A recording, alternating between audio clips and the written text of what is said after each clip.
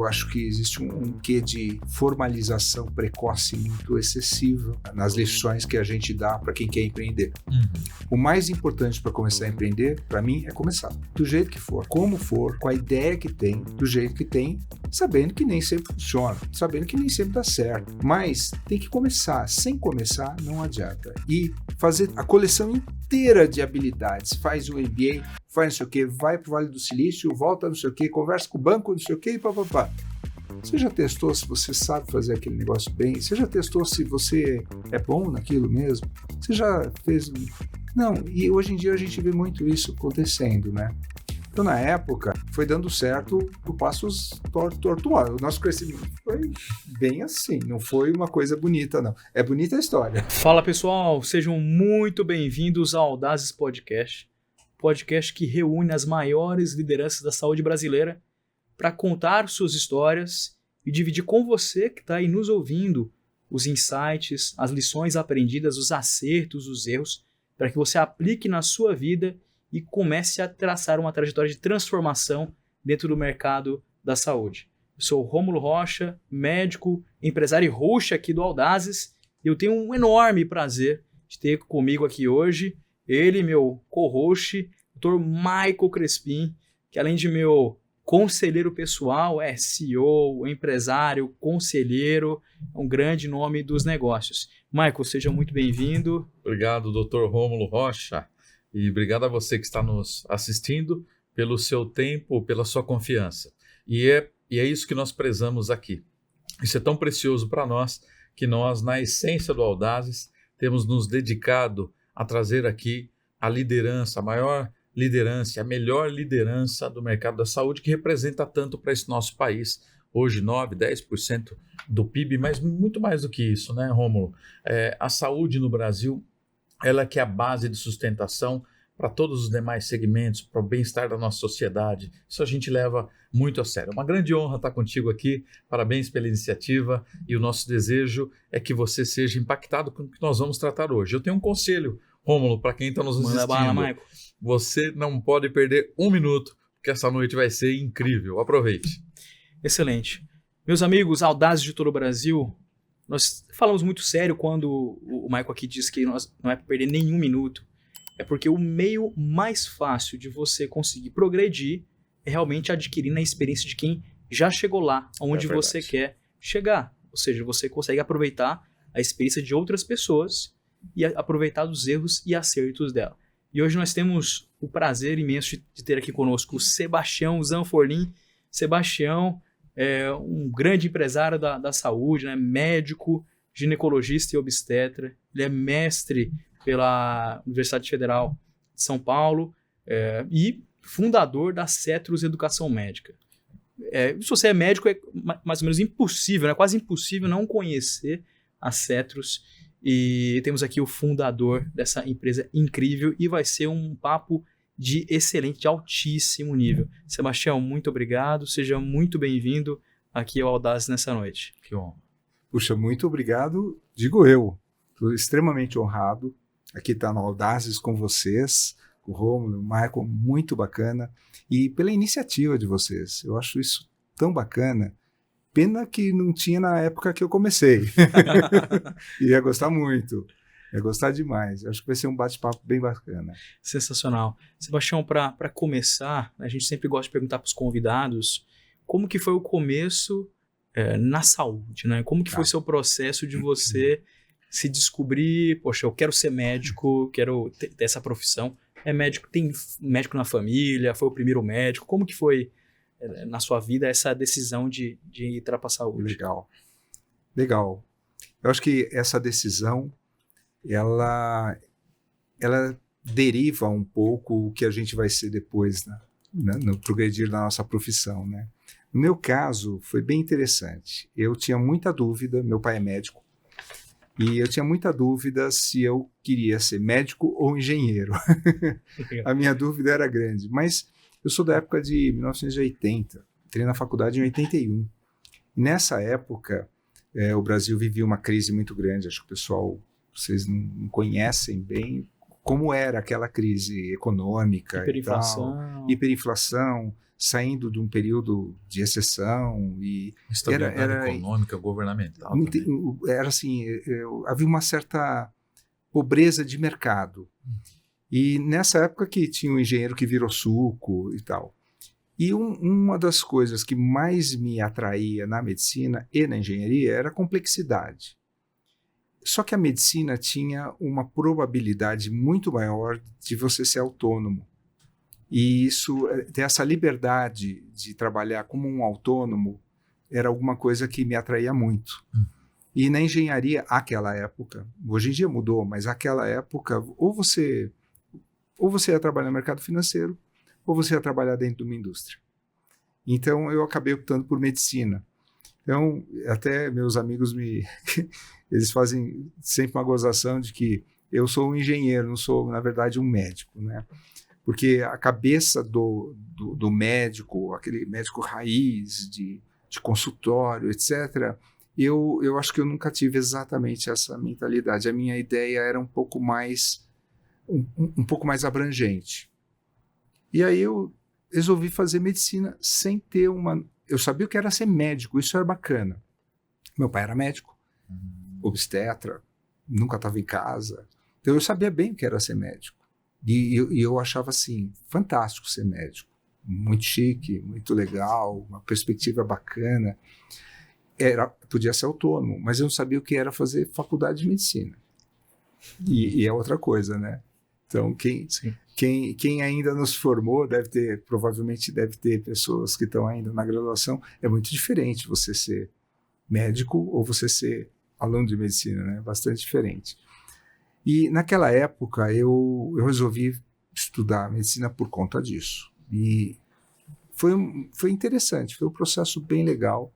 Entrei na faculdade e foi muito diferente do que eu esperava. Não foi como eu imaginava que ia ser, não.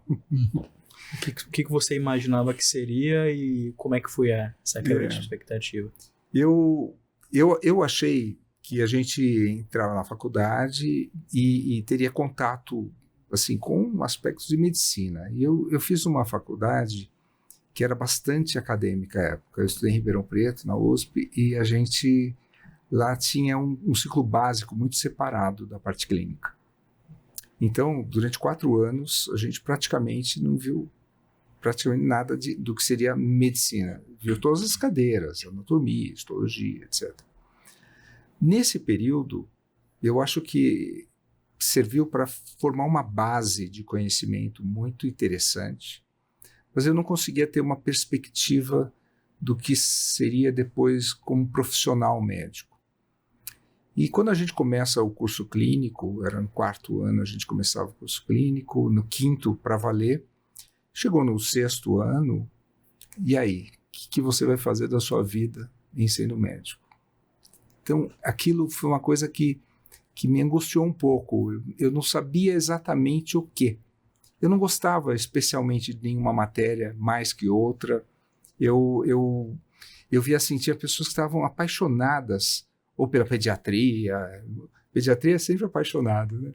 Mas tinha muitos apaixonados por determinadas áreas e eu não sentia isso. Então, eu me sentia quase como se eu estivesse um pouco fora. Todo mundo já meio definido o que ia ser, e eu ainda não tinha uma definição muito clara até o final do 5º ano, comecinho do 6º ano. Ali que aconteceu uma coisa que foi marcante para mim, que a gente dava muito plantão, né? Na minha faculdade era plantão, assim, 2, 3 por semana, direto.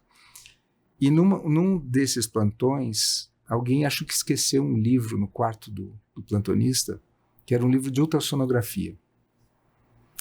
E aí eu comecei a ler. Ultrassonografia era uma coisa super nova ainda. Estava bem recente.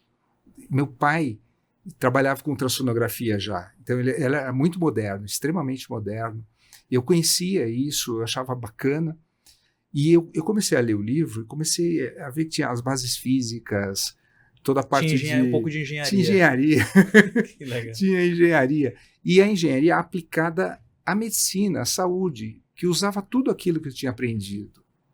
Aí eu falei, nossa, acho que esse negócio eu gosto muito desse treco aqui. E aí eu resolvi partir para essa área, ultrassonografia. Embora não existisse a especialidade de ultrassonografia. E foi assim que aconteceu. Sr. Forlim, e o apoio do seu pai? O quanto que ele representou nessa tua tomada de decisão e nessa sua jornada? Bom, eu acho que eu diria assim, 99,9% provavelmente, né? Pai e mãe. Porque pai pelo exemplo, né? E mãe pela valorização que fazia desse exemplo. Então, você tem uma mãe que admira o pai, então isso é uma coisa que é marcante, você quer fazer igual, né? Eu acho que isso era absolutamente, foi fundamental. Depois o exemplo de mesclar um pouquinho, meu pai também já tinha montado uma clínica, ele também tinha um quê de empresarial, ele não era uma pessoa muito convencional, sempre foi muito estudioso, sempre foi uma pessoa muito querida, e eu acho que o exemplo dele foi fundamental para escolher medicina, e posteriormente também, e digo assim, para o sucesso profissional que a gente tem que ter, o pessoal fala, né, sucesso é 10% inspiração, 90% transpiração. Eu acho que está errado a estatística, eu acho que inspiração é 5%. Transpiração é 95%. Sem dúvida. Né? E um pai obstetra, você já imagina, né? É 99% transpiração. Né? Então, eu já estava acostumado com aquele padrão de doação, de trabalho, de tenacidade. Tenacidade, tem que ser muito tenaz. E o sucesso é consequência do que você faz. Você não cria o sucesso, você não corre atrás do sucesso. O sucesso é que vem para você se você fizer as coisas direito. Isso eu aprendi com ele. Eu acho que isso é uma lição que foi extraordinária. Mas, Forlim, então, tira uma dúvida minha aqui, até uma curiosidade, e que eu acho que é uma curiosidade de todos que querem avançar na carreira, avançar na vida, avançar como família, porque você citou um exemplo de pai e mãe aí, porque mostra também, isso mostra a importância da família, né?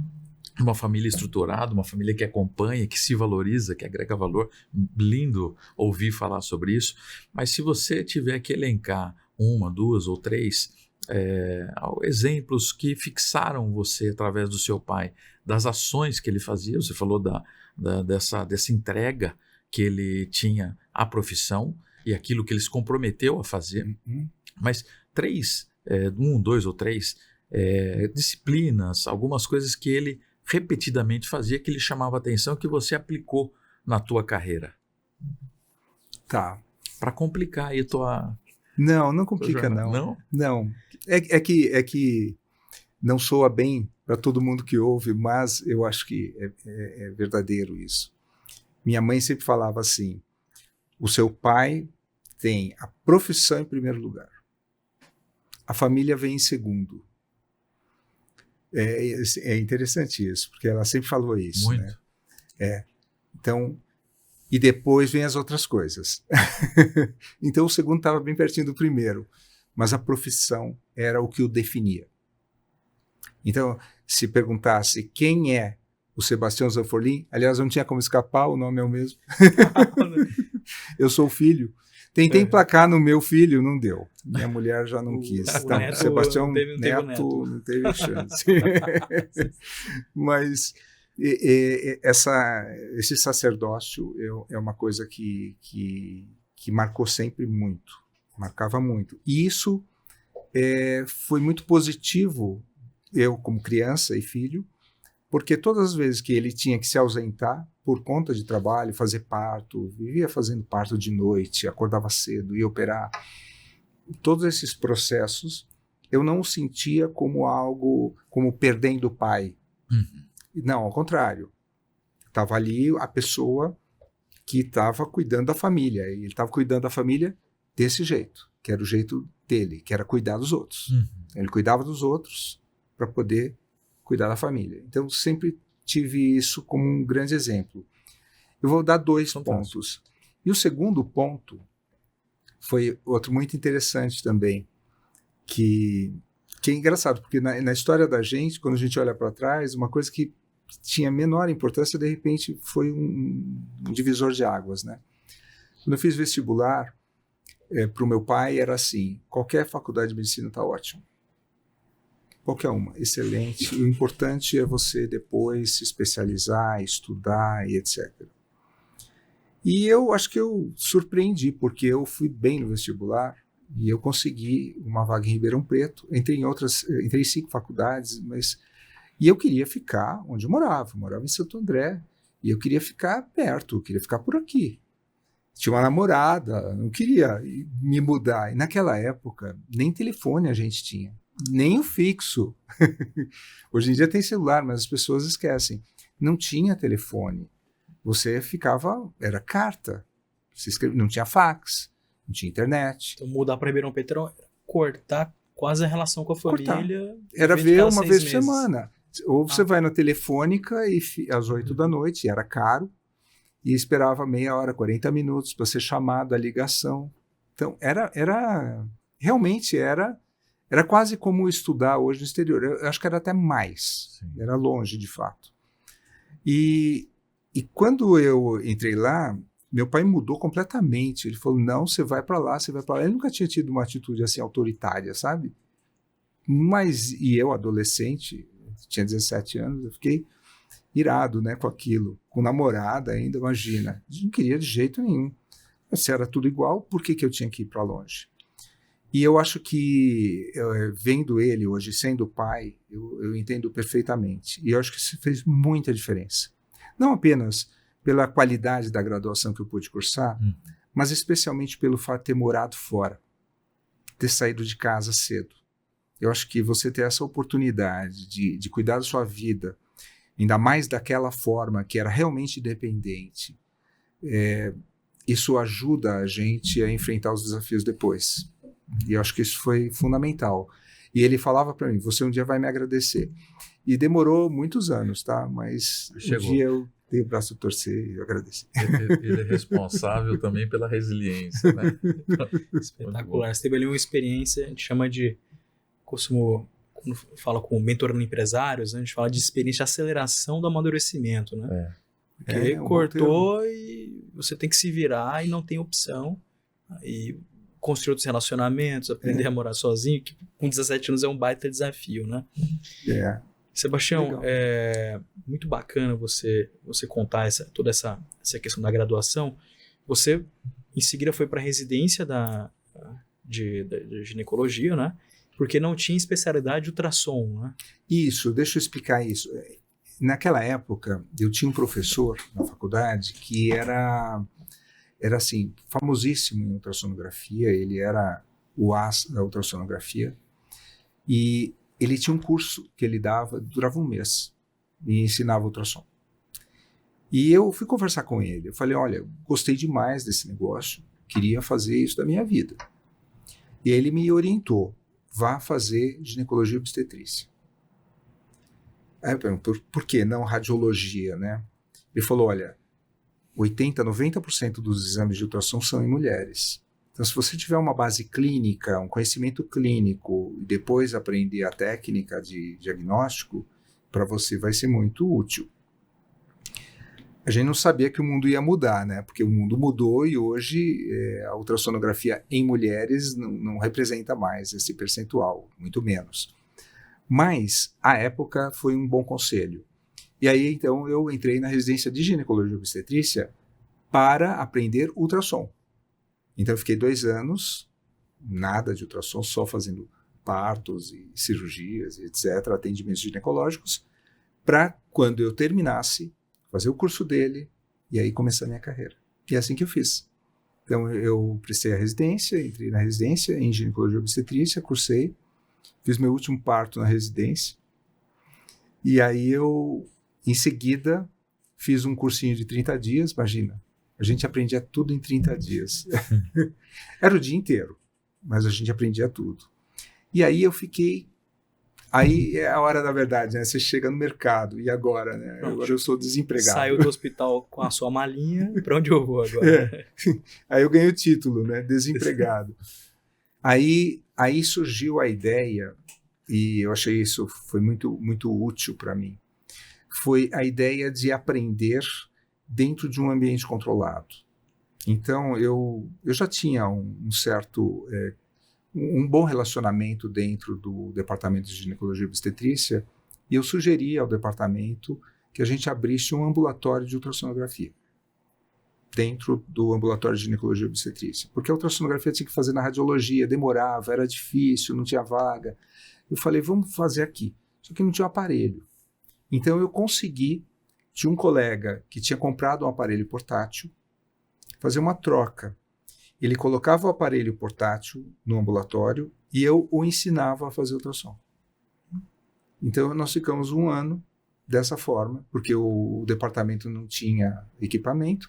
Naquela época o Brasil era muito pobre, muito pobre. Esses aparelhos eram caros, eram difíceis.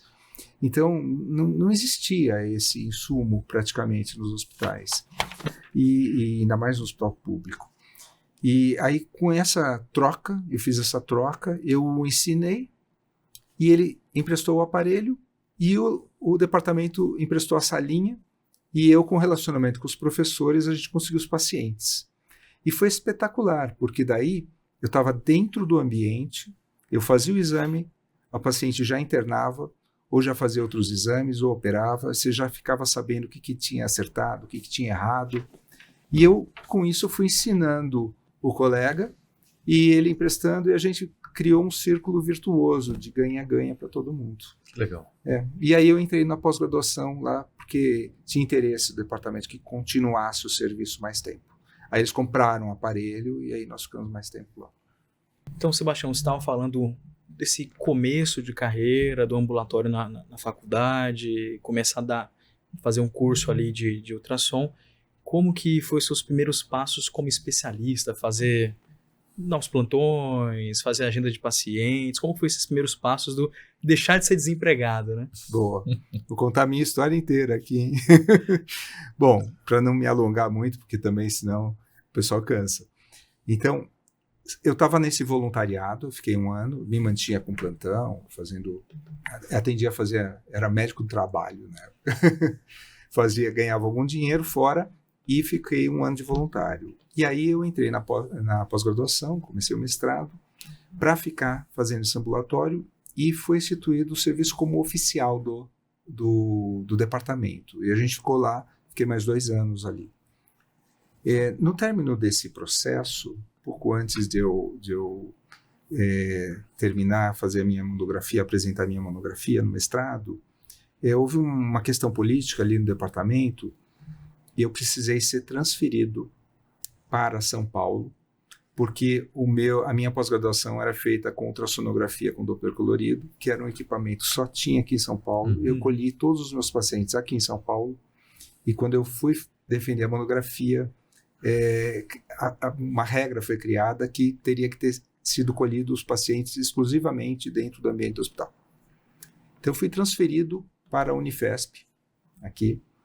Nessa passagem para cá, para a Unifesp, eu passei 1 mês fazendo uma pós-graduação em Valência, na Espanha, onde tinha, na época, o Dr. Bonilha, era a pessoa mais conhecida em Doppler colorido, e a gente teve uma troca muito intensa de conhecimentos turísticos e médicos, e é uma pessoa boníssima, e a partir daí, quando eu voltei de lá, agora já em São Paulo, na Unifesp, eu me senti diferente. E acho que isso é uma coisa bem bacana. Eu acho que muita gente está bem preparada, já está sabendo muita coisa, mas ele tem ainda uma impressão de que fora ou outros fazem muito melhor. Ele não tem uma ideia do seu próprio nivelamento. Esse é um fato. E quando eu fui para lá, e era o serviço mais importante de Doppler colorido do mundo à época, e vi que eles não faziam nada diferente da gente. Ao contrário, em algumas coisas eles tinham menos experiência do que a gente. Então eu falei, nós estamos bem. Então quando eu voltei, o que mudou não foi resiliência, não foi vontade de trabalhar, não foi nada, mas mudou a percepção de que não só você estava trilhando um caminho que provavelmente devia ser o certo, mas uma segurança profissional. Uhum. E a partir daí, então, eu comecei a trabalhar com isso, porque até então eu não trabalhava exatamente com isso. Eu dava plantão de fim de semana, como clínico geral, eu não fazia ainda bem a especialidade. Aí eu comecei a fazer a especialidade mesmo, eu arrumei vários empregos, né, como todo médico, e fazia a pós-graduação, continuei minha pós-graduação até 96, fazendo 2 ou 3 vezes por semana. E aí foi avançando a minha carreira como ultrassonografista. E a minha ideia na época era ter uma clínica de ultrassonografia. E tive.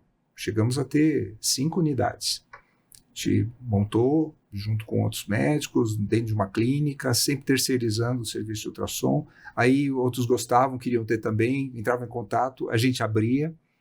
E aí, assim, dívida em dólar, né, cara? Naquela época o dólar era bem descontrolado, era bem difícil. Tinha que ir comprar o dólar no shopping center, na casa de câmbio, e pagar em dinheiro. Isso Era para assim, comprar um aparelho de ultrassom. um aparelho de ultrassom. A gente comprava o aparelho de ultrassom, o contrato era uma folhinha de papel escrito a lápis, você pegava lá, ia com o seu dinheiro, comprava, era caro para chu, sei lá, $10 mil, você dava $10 mil em dinheiro na mão do outro, e ele dava folhinha de papel, e daí mês 2 vinha o aparelho. Era incrível isso. Incrível. Era outro mundo. Nós estamos falando da década de 90. 96, 95, 96. Uhum. Mas você tinha 5 clínicas de ginecologia ou você Não. tinha serviço de ultrassom Ultrassom. nessas clínicas? Tinha serviço de ultrassom nessas clínicas. Perfeito. Então você começou ali terceirizando o ultrassom de outras clínicas de ginecologia. Exato, de ginecologia e clínicas gerais. Clínicas entendi. gerais. Eram todas clínicas gerais, laboratório. Eu tinha um laboratório, tinha 2 laboratórios e 2 clínicas. Mas elas tinham outras unidades. Então a gente colocava o aparelho de ultrassom, eu ia, no começo era portátil, eu carregava, depois a gente fixava, agregava mais médicos, eu ficava ajudando-os a fazer, eu tirava dúvidas, se eles tivessem dúvida, ensinava um pouco, e com isso a gente começou a montar o que seria um embrião de um empreendedorismo. De fato era um empreendedorismo, claro, era uma empresa, e era muito profícua, e indo muito bem.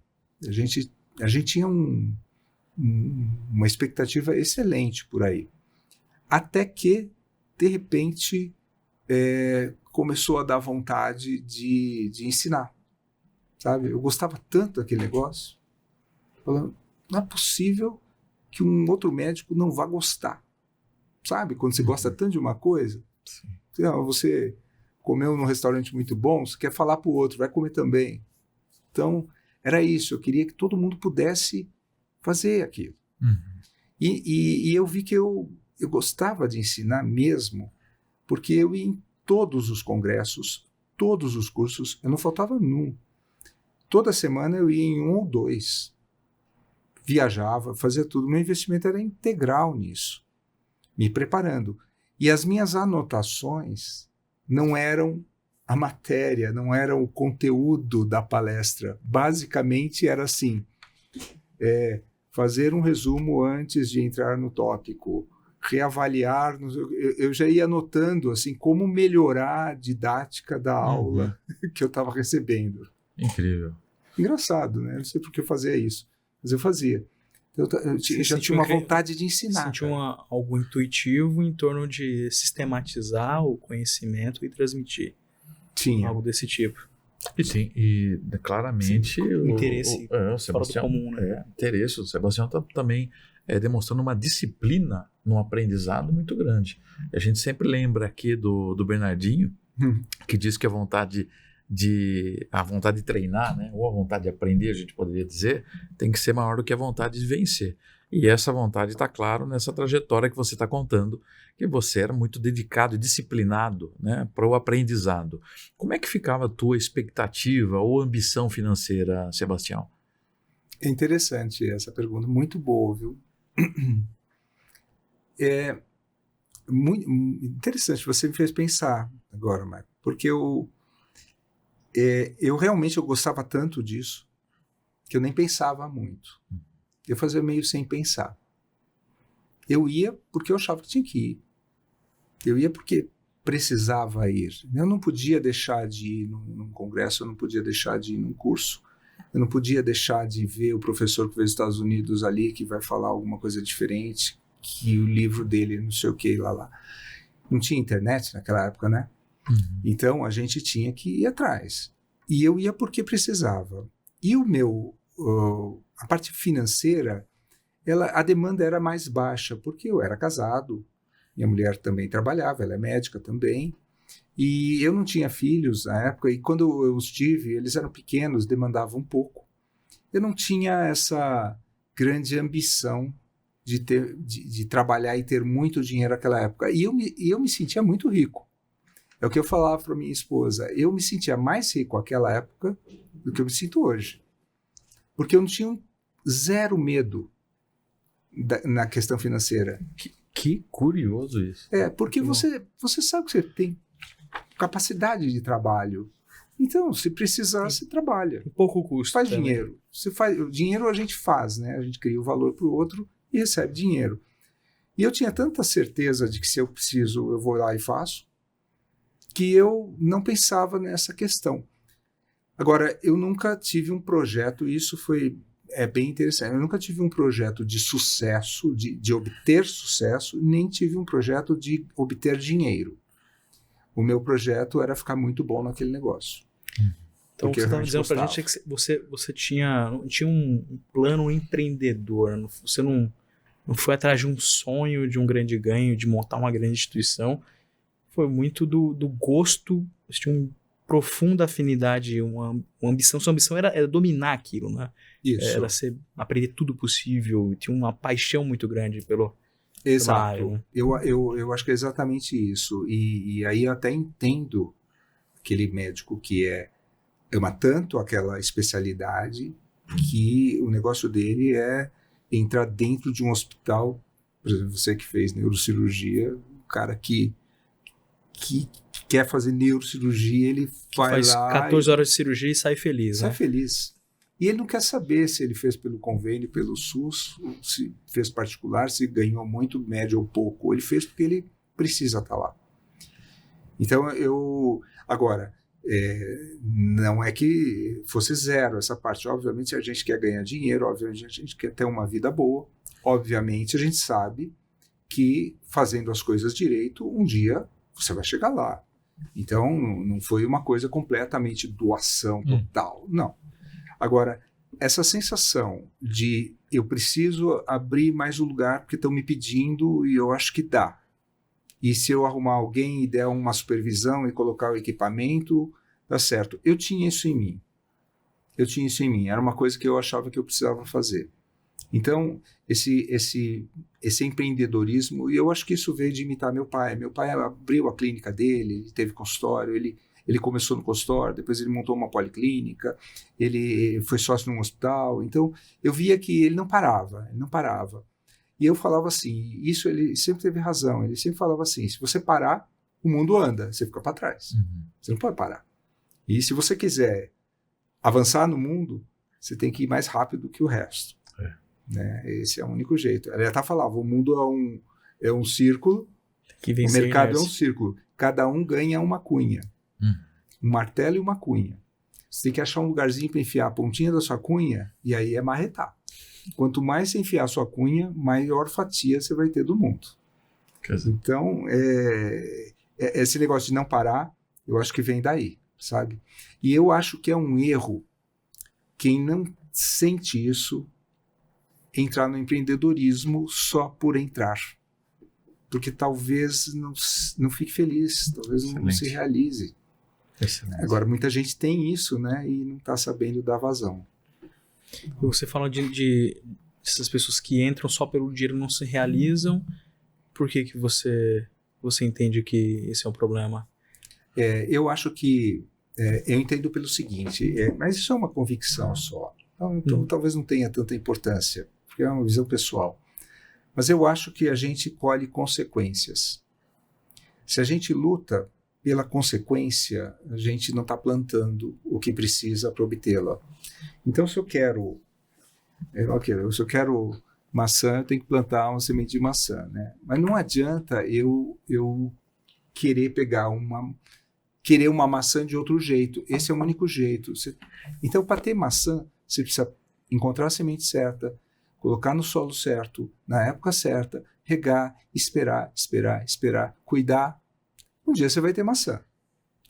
E eu vejo hoje em dia muita gente assim, startup é legal, super legal startup, tá na moda, ganha dinheiro, vou achar alguma coisa que vai ter um crescimento exponencial aí e eu vou... Então, o que eu tenho que fazer? Como que estuda para ser startupeiro? Sabe? E não é assim que funciona. Acaba a empresa já pensando em vender, né? Então, e aí ele perde a criação do valor. Eu tenho um conceito que para mim é super importante. Você recebe o valor que você gera para outras pessoas. Então você tem que gerar um valor. E o que você recebe é a consequência desse valor que você gerou. Então tem muita gente que está muito preocupado no recebimento e não está enxergando que antes ele tem que produzir esse valor. E se ele não gosta de produzir esse valor, não há recompensa que chegue para ele dedicar a vida dele naquela tarefa. Ele não consegue, ele nunca vai ser bom, porque tem outro que gosta e vai fazer melhor. Então, eu acho que as pessoas têm que encontrar alguma coisa que é o que eu consigo gerar de valor para outro, onde eu sou bom, não é onde eu sou bom, onde os outros acham que eu sou bom, porque tem muita gente que acha que é bom e não é. E tem muita gente que queria estar fazendo uma coisa, mas ele é melhor em outra. Então, é isso que eu gosto, essa ideia, né? Talento não é o que você acha que faz bem, é o que o outro acha que você faz bem. É incrível o que você está dizendo, Sebastião, que fez lembrar agora do Henry Ford. O Henry Ford, no final da carreira, já multimilionário, ele disse que era mais feliz quando era mecânico, né? E conversa um pouco com o que você acabou de dizer. Eu penso que o senso de realização que ele tinha ao resolver diretamente o problema de alguém, ao entregar uma solução direta, havia um grande senso de realização que talvez, quando ele cresceu muito, ele não conseguia captar com tanta sensibilidade essa realização. Então, de fato, conversa com o que também você disse, que se sentia mais rico num momento do que hoje, né? Num outro momento, em função daquilo que você estava fazendo e entregando. Então, isso é uma boa reflexão para o empresário. A nossa vida, ela tem que ser integral. Não dá para ter uma ambição financeira e não ter a familiar, não ter a espiritual, por exemplo. Então, a vida é algo mais amplo, mais completo. Então, perseguir o que diz, o que tange respeito às questões físicas, o financeiro, ao mental, ao intelectual, ao emocional, ao espiritual, nos deixa mais íntegro, né? Mais realizados e mais realizadores também. Nossa, excelente, reflexão boa. Gostei dessa do Henry Ford. Me fez a tua colocação me fez lembrar dessa frase famosa dele. Isso, e a gente tem falado muito aqui, Sebastião, a gente tem visto com todo mundo que a gente conversa que atingiu um nível de sucesso muito fora do normal, eles sempre tiveram foco. E é comum, o médico, a nossa formação, né, nos prepara para, espera-se que a gente saiba de tudo e tenha todas as respostas em nós, né? Então, frequentemente, a gente não foca naquilo que a gente sabe, a gente tenta saber de tudo para depois começar a fazer as coisas, né? Mas a gente tem conversado com muitos empreendedores, é muito comum eles realmente discernirem neles próprios o que eles são bons, o que a gente chama de uma espécie de proposta única de valor individual, né? Tem que conseguir olhar para si, tecnicamente é Unique Selling Proposition, que é a ideia de, poxa, eu preciso empreender, eu preciso criar um negócio, o que seja, eu vou ter uma área de atuação naquilo que converge o que eu sou bom, que segundo o critério de terceiros, né, os outros te reconhecem como bom, poxa, o que dizem que eu sou bom, né? Aquilo que o mercado tá realmente carecendo, né? E aquilo que os seus concorrentes não fazem, né?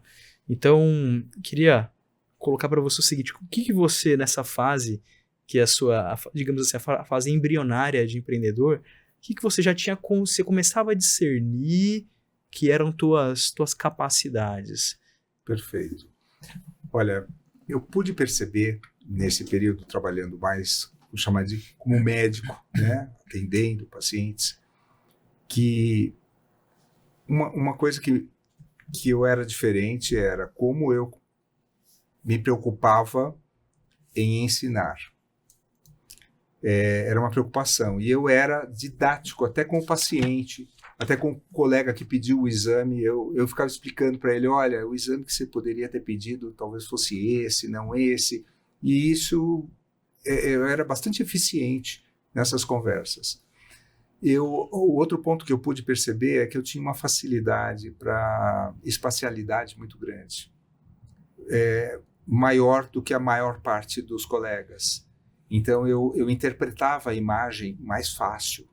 Eu percebi que os outros tinham mais dificuldade. Não que eu fizesse melhor, mas eu fazia mais fácil. Sentiu o raciocínio 3D. Né? A percepção 3D, através de uma varredura de imagens e a espacialidade motora, a relação visomotora minha era boa. Isso me favoreceu bastante na profissão.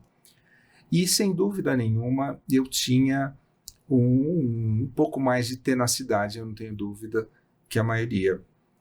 E eu tinha uma vontade enorme de que todo mundo gostasse, porque a percepção que eu tinha, isso tudo eu estou falando agora, mas é fácil, porque eu estou olhando para trás, né? Mas na época, não era assim que eu achava. Na época, o que eu achava, simplesmente, é que precisava fazer aquilo. Eu achava que eu estava fazendo bem, e eu achava que aquilo era tão gostoso que eu fazia bem porque era gostoso.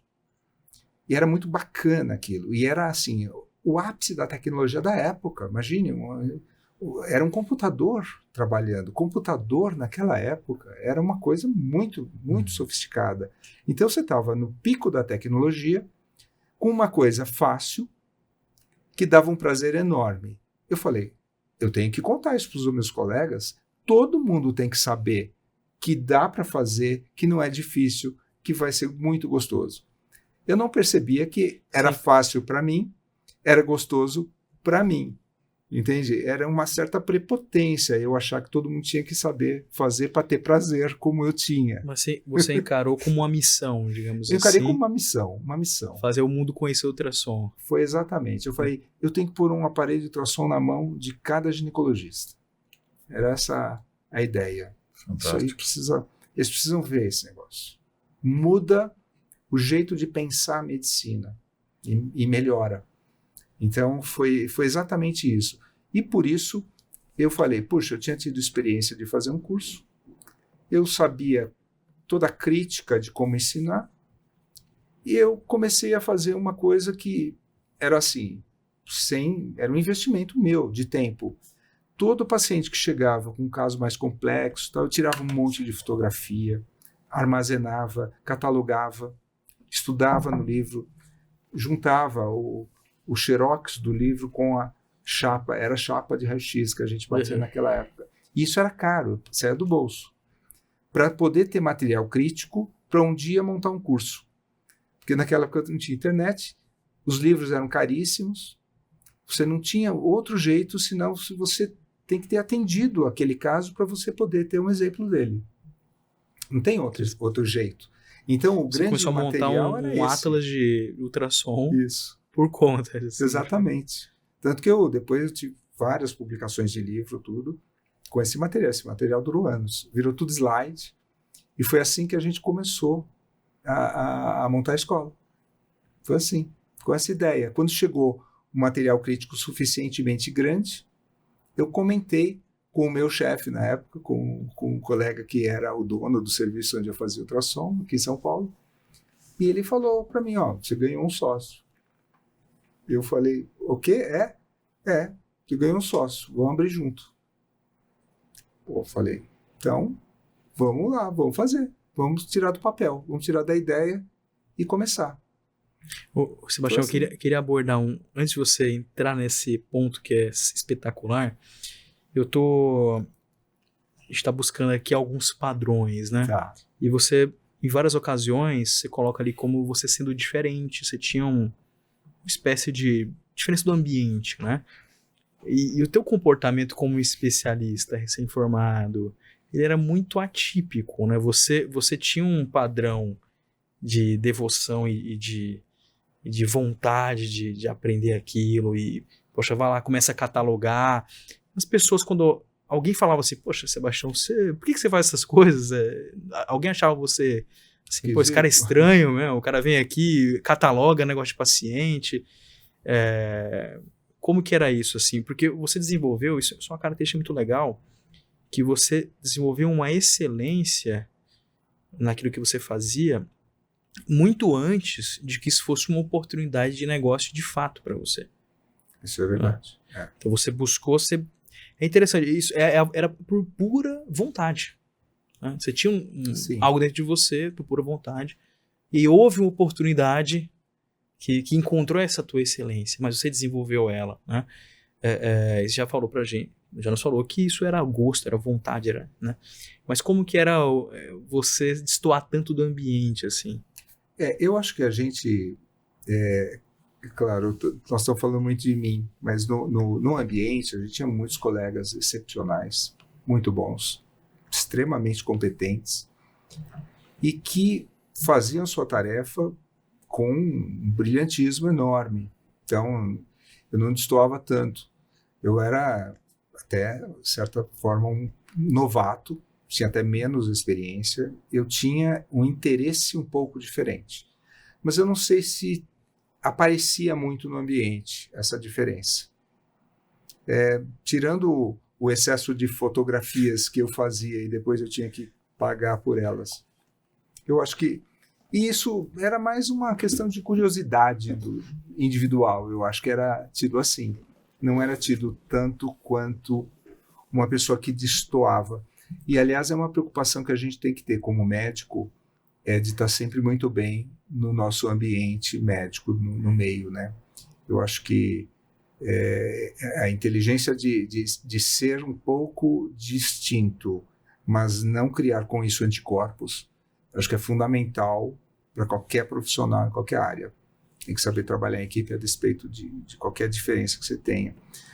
E o que eu acho que foi mais diferente de todo mundo é que eu acho que o prazer que os outros sentiam mais era em obter o diagnóstico. E eu tinha o maior prazer em estudar como é que eu obtive o diagnóstico. Eu acho que essa era a maior diferença. Tirando isso, eu me considerava bem normal. Espetacular. E quando que essa excelência que você tinha, essa tua curiosidade, ela encontra uma oportunidade de negócio? Isso foi bem bacana, porque, na verdade, demorou, viu? Demorou bastante. Porque quando a gente abriu o Cetros, eu tinha esse sócio que era o meu chefe, não tinha nem como não escolhê-lo, porque ele era meu chefe, né? Fiquei meio sem opção, inclusive, né? Não, pessoa muito querida. Inclusive, ele afirmou, né? Você ganhou um sócio. Você ganhou um sócio. O presente era ele de sócio. O presente foi ele. E foi um presente mesmo, porque ele propiciou e ele deu aquele passo de concretização que sozinho teria demorado mais tempo. Então, ele abreviou esse período. Foi bom. E aí eu tive que correr atrás também, né? Porque agora eu tenho um sócio e se eu não abro, ele vai abrir com outro, porque agora a ideia que era minha eu passei, né? Agora eu passei a ideia para o outro. Então, mas foi muito bom. E aí a gente foi procurar mais uma pessoa para compor um time, porque dar aula cansa bastante, então tinha que ter bastante gente. A gente foi conversar, acabou que não deu muito certo, não bateu muito o gênio, e aí a primeira lição de empreendedorismo que eu tive foi essa.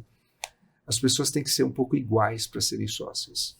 Não iguais nas habilidades, não, mas iguais na maneira de pensar o negócio, na maneira de gerar valor.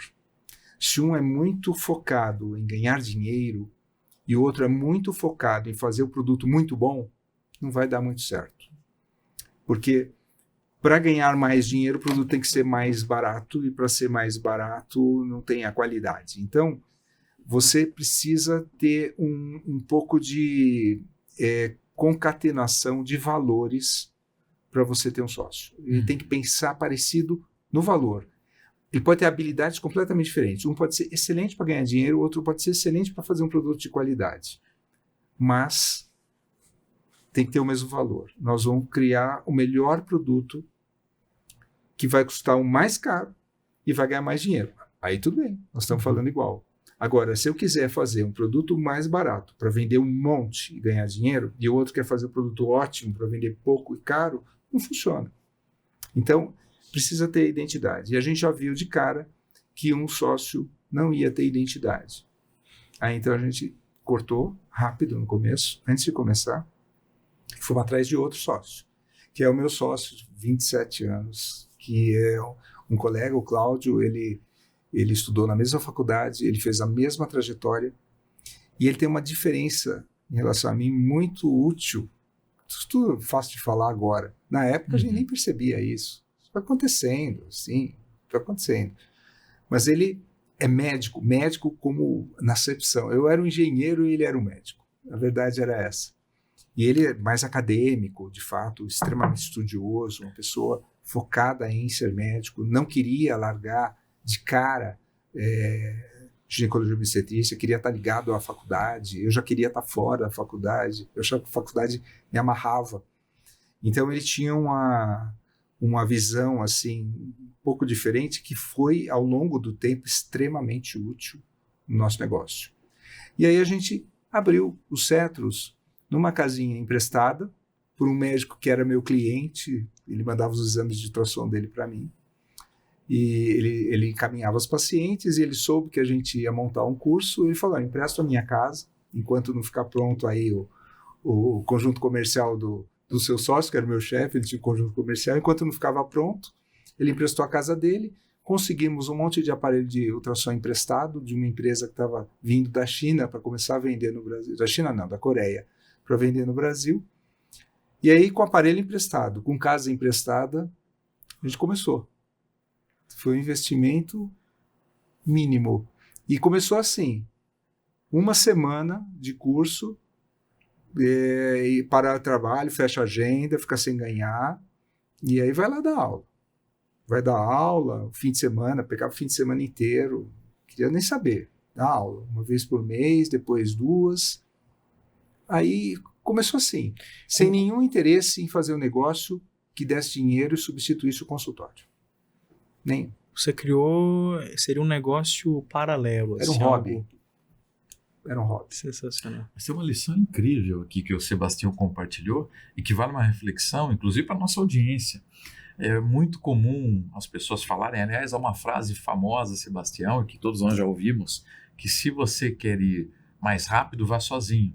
Se você quer ir mais longe, vá acompanhado. Isso é uma frase comum e eu ouço constantemente nas minhas atividades de consultoria, de conselho, sempre aparece essa frase. Mas você acabou de afirmar aqui que o sócio que você ganhou foi um presente, porque ele abreviou o caminho. Então, ele ganhou alguém que criou sinergia para a atividade, foram forças complementares, né, ou diferenças que se complementaram e geraram força e deu mais velocidade para chegar mais longe. Então, é uma reflexão para a nossa audiência, para aquele que nos assiste, para não dispensar oportunidades. Não estão só nos negócios. As oportunidades, elas estão nas pessoas que vão somar, que vão agregar, que vão valorizar e gerar valor para aquilo que a gente faz, para que a gente vá mais longe e, eventualmente, abrevie caminho e vá mais rápido. Excelente a sua reflexão, viu? Não foi por isso que a gente teve esse esquema de sociedade, mas foi isso que aconteceu. Sim. De fato. Tudo razão. Muito interessante. E nesse momento, legal. Inclusive, o negócio importava menos do que quem estava dentro do negócio, né? Porque é verdade. Na sobrevivência do negócio. Então, poderiam estar montando juntos vários outros negócios, mas o segredo do sucesso estava ali realmente nos empreendedores, né? E você sabe que esse meu chefe, né? Quando, depois de um tempo, obviamente, a gente começou a refinar e percebemos que os valores eram diferentes. A expectativa dele era de negócio. Ele era um grande empreendedor. Realmente, ele tinha uma rede de clínicas de imagem e tal. Ele era um grande empreendedor e ele queria que aquilo fosse um negócio mesmo. E a gente queria que aquilo lá fosse a nossa casa, o lugar onde a gente brinca, o lugar onde a gente cria excelência e cujo retorno era muito mais pessoal que financeiro. Tanto destoou que depois de alguns bons anos a gente acabou comprando a parte dele e ele saiu. Uhum. Porque a gente realmente se dedicava tanto àquilo e ganhava muito menos do que no consultório.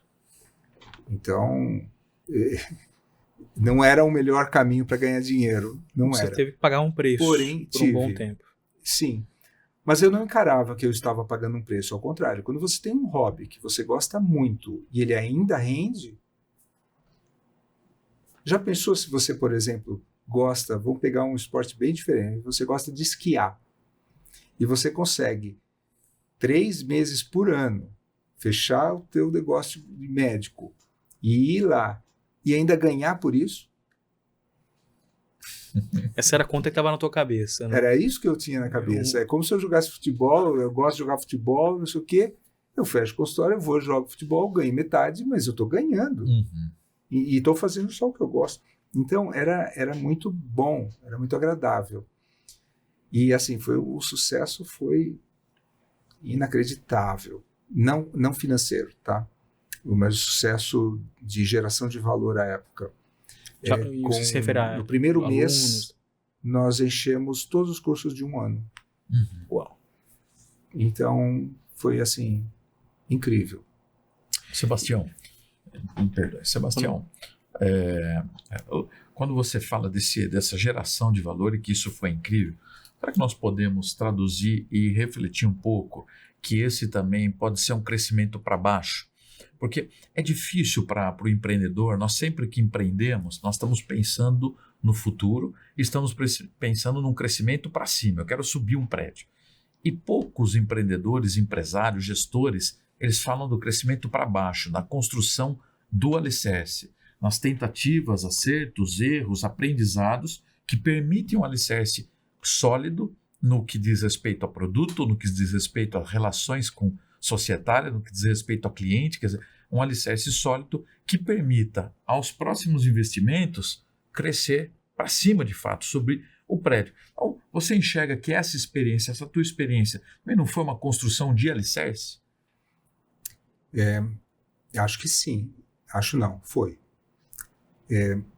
Obviamente, ela foi acontecendo sem a consciência de que você estava criando um alicerce. Perfeito. No momento que eu fiz um curso básico, separado do clínico, no momento em que eu escolhi fazer uma residência numa especialidade que eu não ia seguir, no momento em que eu comecei a fazer exames e comecei a ter um sucesso ali e comecei a testar um pouquinho o que é empreendedorismo, abrindo outras clínicas, com isso vem um monte de aprendizado, de problemas que você vai ganhando tração no sentido de aprender relacionamento pessoal, o que é tratar com 2 clientes, o médico e o paciente, e depois você tem ainda o gestor em cima, daí tem que pagar imposto. As coisas vão ganhando complexidade e você vai ganhando maturidade e capacidade sem perceber que você está mudando e está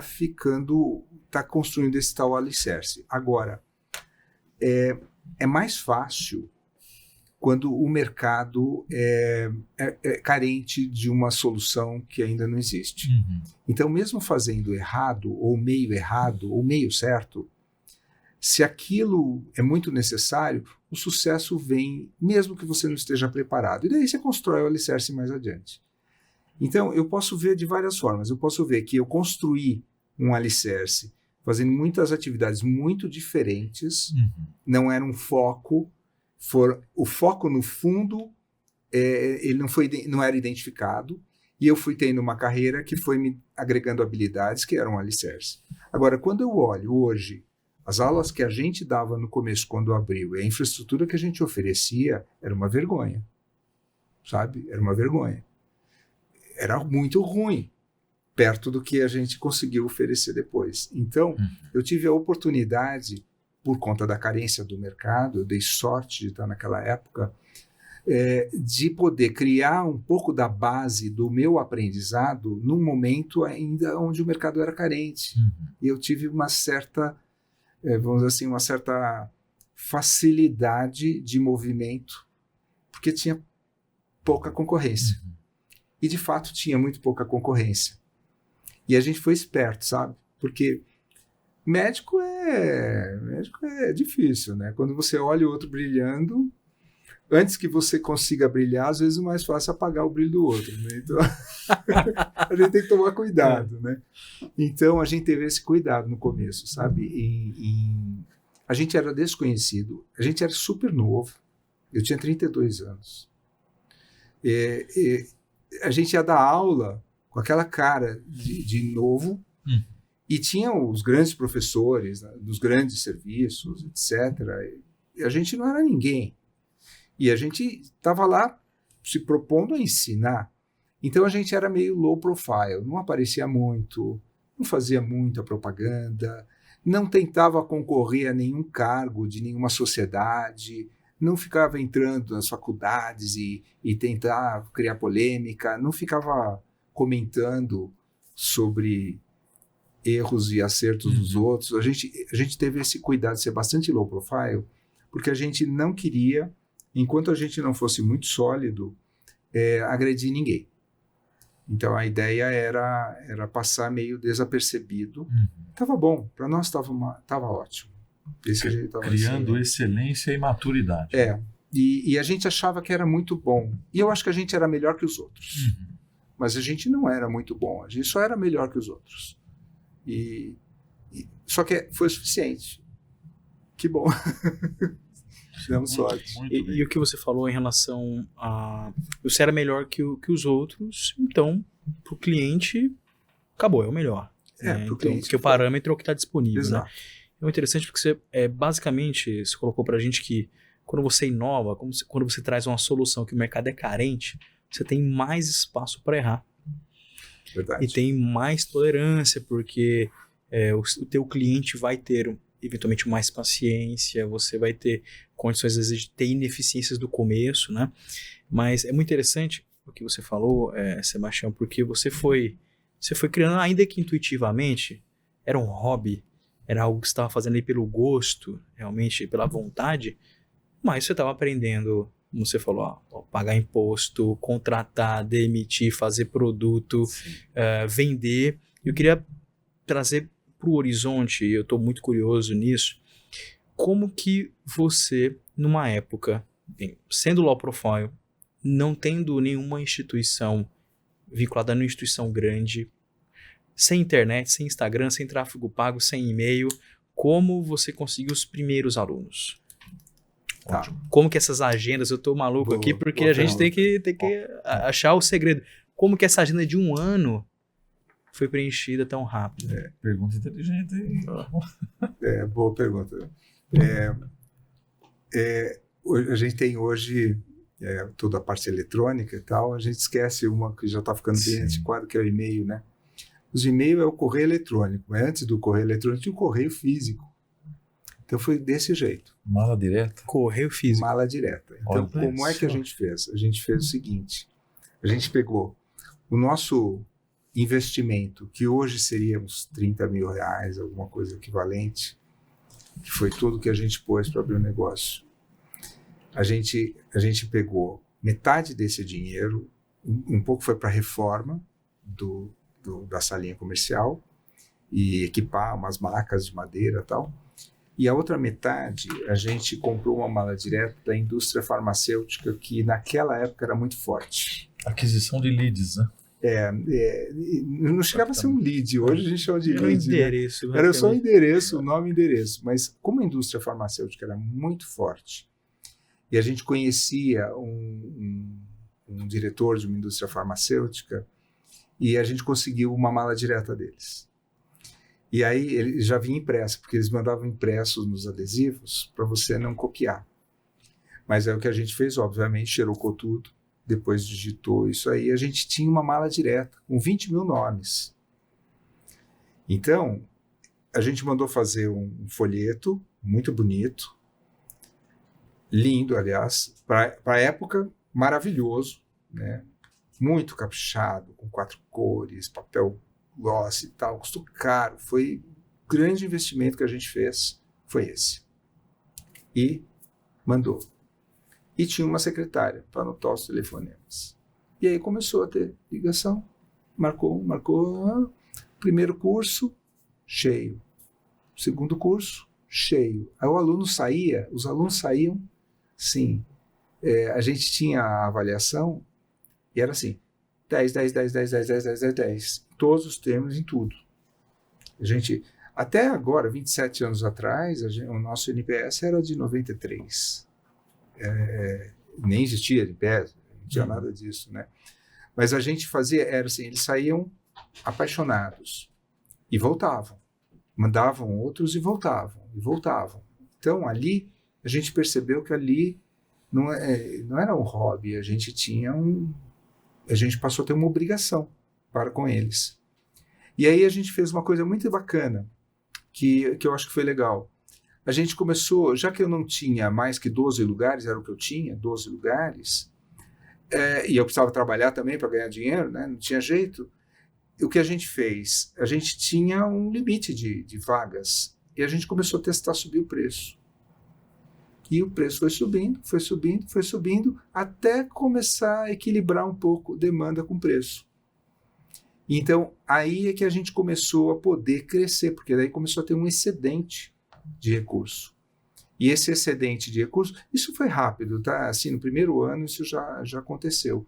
E esse excedente de recurso, eu e o meu sócio, o Cláudio, que é bem médico e acadêmico e tal, com ele a gente gostava muito de brincar ali de professor, né?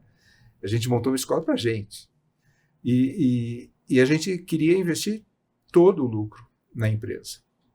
100% do lucro. E o outro sócio, que foi aquele que entrou no começo, que era o meu chefe, era empreendedor. Ele queria tirar o lucro, ele queria retirar o valor, né? E aí é que começou a dar uma diferença ali. E aí, então, a gente comprou a parte dele, 7 anos depois, a gente comprou, ele saiu, e a gente ficou reinvestindo na empresa até 2000 e... Efetivamente, foi até mais ou menos 2010. Foi de 95, a gente ficou uns 12 a 15 anos recebendo igual um professor, igualzinho qualquer outro professor. Era o nosso ganho. O mesmo tanto que eu pagava para um professor, é o que eu pagava para mim. Todo o outro trabalho de gestão, etc., não era remunerado, e a gente reinvestia tudo. Fantástico. Então, eu diria o seguinte, a gente montou a escola conosco mesmo, sem nenhum capital de fora, nem sabia que existia, sabe, VC, que tinha Venture Capital, acho que nem tinha, nem sei se tinha, tá? Não tinha empréstimo, os juros naquela época eram altos, o dinheiro era caro, a gente só foi fazendo, e tudo muito ligado depois os grandes crescimentos foram todos por necessidade. E aí é um ponto que eu acho que a minha formação empresarial faltou, de perceber mais cedo que aquilo era um negócio, sabe, de encarar aquilo com mais seriedade mais cedo. A gente demorou para acreditar que dava para apoiar a nossa vida profissional naquilo. Até essa época a gente continuava com clínica paralela, trabalhando no hospital, eu fazia medicina fetal no Einstein, a gente trabalhava fora para se manter. Engraçado, né? Como que foi essa virada que você entendeu? Poxa, isso aqui é um negócio que dá para escalar, que dá para gerar mais valor para Foi assim, sócios. A gente estava num lugar pequeno, bem pequeno, lotado, não cabia mais, a gente resolveu mudar para um lugar maior. Aí apareceu uma casa grande e tal, de um senhor que vendia aparelhos de ultrassom, ele era diretor da GE, então ele tinha bastante recurso e tal, ele tinha uma casa grande do Pacaembu, alugou pra gente, num preço que dava para pagar. Aí a gente entrou, tinha que reformar a casa toda, a gente quase não tinha dinheiro. Aí gastou todo o dinheiro da empresa, foi para zero o nosso caixa. E aí a gente precisava de ter muito curso para poder pagar a conta, porque a conta ficou alta e tinha que contratar mais gente, porque era uma casa grande, girar. mais turmas. E aí começou uma demanda grande. E aí abriu uma escola concorrente à nossa, aqui em São Paulo, com os professores da USP e da Unifesp. A gente não era nada, mas os caras eram tudo, né? Na Avenida Brasil ainda. Quer dizer, um baita de um endereço, sensacional. Só pessoas de nome, vamos quebrar. E a gente com aquela casa, com aquele custo, com aquelas pessoas e uma concorrência dessa. A gente achou que realmente não ia dar. E aí, toda vez que a água sobe, você aprende a nadar, né? A gente aprendeu a nadar. Foi a primeira vez que a gente contratou um gerente. A gente não tinha um gerente. A nossa administração era a gente dando aula, fora da aula era a gente ou com os nossos estagiários ou com a secretária ali. Não tinha isso. Financeiro, gerente, administrador, não tinha nada. Era a gente mesmo lá. Era a gente, o contador, uma secretária, uma moça que a gente chamava de gerente, mas efetivamente ela só atendia o aluno, era isso. E aí a gente falou, bom, agora não tem jeito, a gente vai para a sala de aula, para dar aula sem parar, para poder dar um dinamismo nisso, e precisa colocar alguém para fazer esse bastidor no nosso lugar, por necessidade. E deu super certo. Eles se reinventaram, né? Ou criaram mais robustez. Essa é a vantagem da concorrência, né? Fundamental. É porque muitos empresários focam na concorrência como algo negativo. Eles entendem que aquilo é só uma disputa, uma briga por espaço, mas a concorrência ela gera um valor enorme no nosso negócio, na ótica que vocês observaram, que é onde que eu posso ser melhor, onde que eu posso sair na frente em relação à minha concorrência, né? É o termo que você usou. A água subiu e aí eu tenho que nadar, tenho que fazer diferente, tenho que fazer melhor, tenho que fazer mais rápido, tenho que estar mais preparado. Exatamente. E Sebastião, a partir daí, vocês tiveram uma mudança de posicionamento, naturalmente, começaram a alavancar o negócio. E qual foi a mudança de mindset daí para frente? Espera aí, nós vamos construir melhor um plano estratégico? Como é que nós vamos fazer para nos prepararmos para as próximas etapas? Excelente, porque eu diria assim, de 95, quando a gente abriu, até 2007, a gente tinha um hobby autorremunerado, vamos chamar assim. Mas já era a maior escola de ultrassonografia, já tinha sucesso, já era conhecido. É um pioneiro, né? Já era pioneiro, a gente começou a ter cardiologia. Só que aí o negócio começa a ficar grande, a responsabilidade sobe e você fala, bom, encerrar agora não dá mais, porque até então o teu hobby você consegue frear, mas agora não dá mais, porque a inércia do negócio é muito grande, te derruba, e derruba a sua imagem. Sim. Então a gente precisava de uma saída. E tanto eu quanto meus sócios somos muito... O bonito é falar reativos, mas no fundo é medrosos, tá? A gente é medroso, né? A gente é medroso com o mercado. Então, a gente fica olhando e fala, meu Deus, o ultrassom vai acabar, porque agora a ressonância vai comer tudo que é ultrassom. Eu ensino ultrassom, vou ficar sem ter para quem ensinar. Ou o concorrente abre e fala, bom, todo mundo vai preferir ir lá e não vai vir aqui. Então, a gente sempre, no imaginário, a gente aumentava os riscos, sabe? Porque a gente é meio medroso, era meio medroso nesse aspecto. E isso gerava uma necessidade de ir atrás e correr. E todas as vezes que aconteceu, a gente respondeu legal, respondeu melhor, tanto que a gente manteve, a autoescola fechou, todo mundo acabou ficando aí no caminho. A gente deu sorte também que o mercado reconheceu esse esforço. Mas aí, quando a gente começou a delegar algumas funções e ir para dentro da sala de aula, algumas características minha e do meu sócio começaram a emergir e gerar conflito. Não que antes não houvessem os conflitos, já haviam, mas eles ficaram mais acentuados. Então, eu tinha sempre a sensação de que ele estava fazendo tudo errado e ele tinha a mesma sensação do meu lado. Tá? E a gente resolvia isso assim. Esse ano você cuida do estágio, eu cuido da administração. o ano que vem é a tua vez de resolver o pepino do estágio e a gente ficava trocando, cada ano. E é engraçado, porque os problemas aconteciam independente de quem estivesse lá. Só que você achava que você estava fazendo certo, o outro achava que estava fazendo certo, e isso não dava muito certo. Nessa época, e não só nessa época, sempre, o processo decisório era sempre pautado em muita reflexão. A gente precisava chegar num acordo. A gente sempre chegou em acordo. Nunca decidiu sozinho uma coisa assim que fosse impactante. Existiu consenso. Só saía com consenso. E esse era um problema e uma vantagem. A vantagem é que quando era sim e sim, ia com toda a força. Quando era sim e não, a sensação é de que estava atrasando. Estava segurando um desenvolvimento. Então, quando um queria e o outro não, era não. E não saía, e ficava. E esse processo levava aí 2, 3 anos até virar um sim-sim.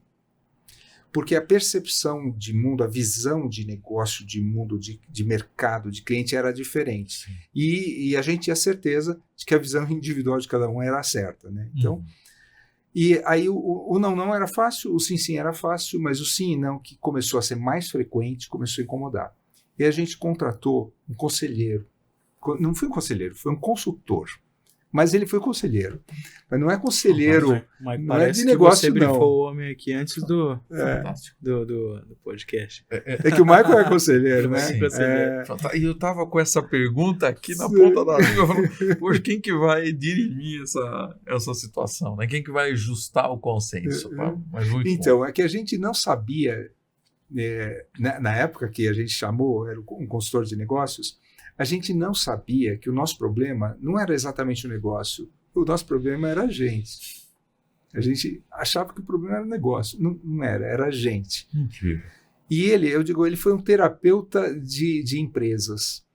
Então, é quase como terapia de casal, assim, sabe? E aí ficou muito evidente, assim, completamente evidente, que a gente pensava diferente.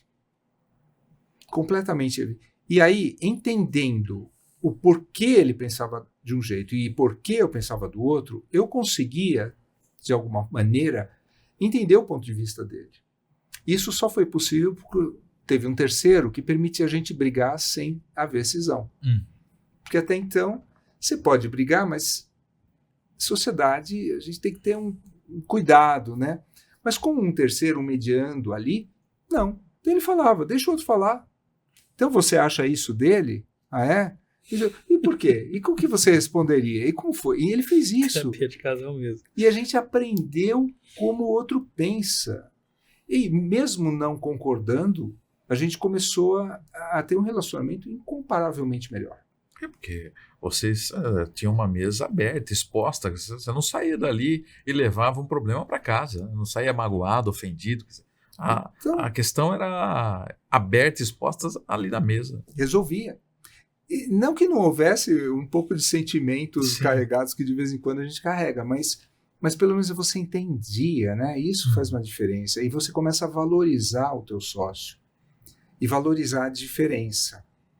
E aí o sim e não começou mais frequentemente a virar sim. Que legal. Eu acho que, eu diria assim, se eu pudesse fundar o empreendimento, eu fundaria nesse momento. E eu acho interessante porque até chegar a esse momento, a gente adquiriu habilidades, experiência, habilidades, a gente aprendeu a lidar com um médico, a gente aprendeu a lidar com milhares de tipos diferentes de pessoas, vindas de todos os lugares do Brasil, com formações diferentes, com ambições diferentes. O mercado a gente aprendeu um monte de coisa até lá, sem o peso de ter que fazer um negócio vingar. Foi um laboratório. Foi um laboratório longo. E em 2007, mais ou menos, posso estar errado 1 ou 2 anos, a gente, com esse momento que a gente fundou a empresa de verdade. Ali a gente virou uma empresa estruturada, que começou a ter, a partir daí a gente começou a aprender a delegar um pouco mais. E começou a expandir as áreas de atuação para outras áreas, não apenas as que a gente dominava. Porque E até então, a gente só fazia curso que a gente era capaz de dar. Ou pelo menos que a gente era capaz de julgar se tiver que estava bom. E a partir daí a gente começou a ousar um pouco mais. Até, de repente, ter um outro problema que eu conto daqui a pouco. Mas eu pego aqui uma deixa que eu achei fantástico, né?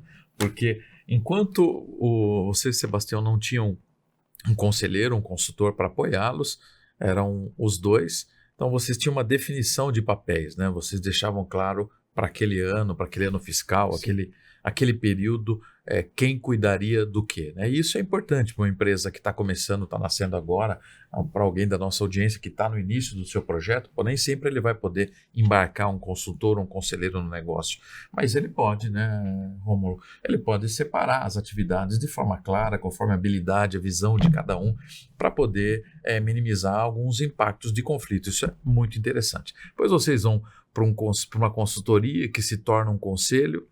Isso faz uma certa diferença, uma boa, significativa diferença para o negócio. Eu acho que essa é uma dica importante, Rômulo, e nós vivenciamos isso na nossa carreira, nos negócios que a gente participa, como é importante um apoio externo. Alguém que traz uma visão de um ângulo que nós não estamos enxergando, também traz insumos e tendências do que está acontecendo no nosso mercado fora do nosso ângulo de visão, também fora do nosso segmento, em outros países, demonstrando tendências. Quer dizer, é um conjunto de informações, de sabedoria que vem à mesa por um custo normalmente relativamente baixo pelo valor que agrega. Então é um conselho que a gente pode deixar para o nosso telespectador aqui, para a nossa audiência.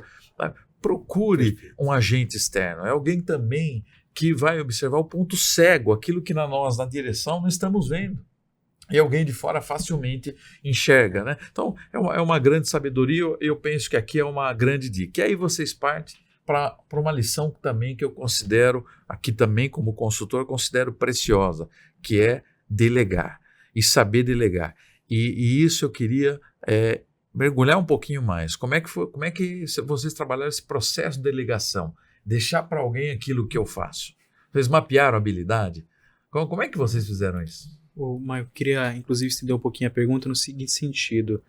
Vocês, a partir desse momento que, digamos, vocês tomam uma decisão e trazem um recurso externo, um consultor, com a finalidade de dirimir conflitos entre vocês e dar uma clareza até para a profissionalização, o crescimento da empresa, você e seu sócio, vocês continuaram com essa via mais de professor, ou cada um foi desenvolver um papel mais solidificado em uma área da empresa, né? Porque vocês alternavam papéis ano a ano, vocês se diferenciaram para que um vai mais para a parte acadêmica, vai mais para a parte de negócio, como que foi até a reconstrução do papel de vocês dentro da empresa?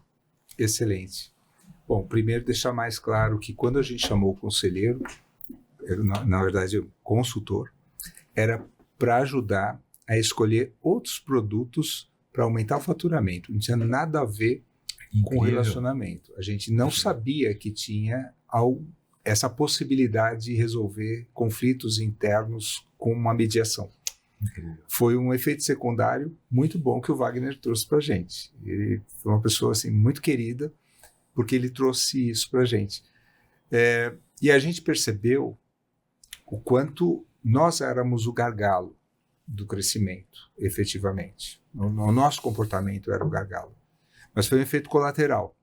E por isso que eu acho engraçado, quando a gente pega um livro de empreendedorismo, etc., quase sempre quem escreve é quem já chegou lá e escreve de frente para trás, mas na sequência certa. E aí as pessoas que leem têm a impressão de que tem que fazer daquele jeito, quando na verdade talvez o caminho devesse ser um pouco mais natural. Eu acho que existe um quê de formalização precoce muito excessiva nas lições que a gente dá para quem quer empreender. O mais importante para começar a empreender, para mim, é começar. Sim. Do jeito que for, como for, com a ideia que tem, do jeito que tem, sabendo que nem sempre funciona, sabendo que nem sempre dá certo. Mas tem que começar. Sem começar, não adianta. E fazer a coleção inteira de habilidades. Faz o MBA, faz não sei o quê, vai para o Vale do Silício, volta não sei o quê, conversa com o banco, não sei o quê e papapá. Você já testou se você sabe fazer aquele negócio bem? Você já testou se você é bom naquilo mesmo? Você já fez... Não, e hoje em dia a gente vê muito isso acontecendo, né? Então, na época, a gente foi dando certo por passos tortuosos. O nosso crescimento foi bem assim, não foi uma coisa bonita, não. É bonita a história, mas durante o momento ele foi um pouco errático. Mas aí a gente cresceu e a gente chegou num problema maior. Eu percebi que eu era mais diferente do Cláudio. O Cláudio era mais focado no ensino e no contato com o médico, no relacionamento com os professores.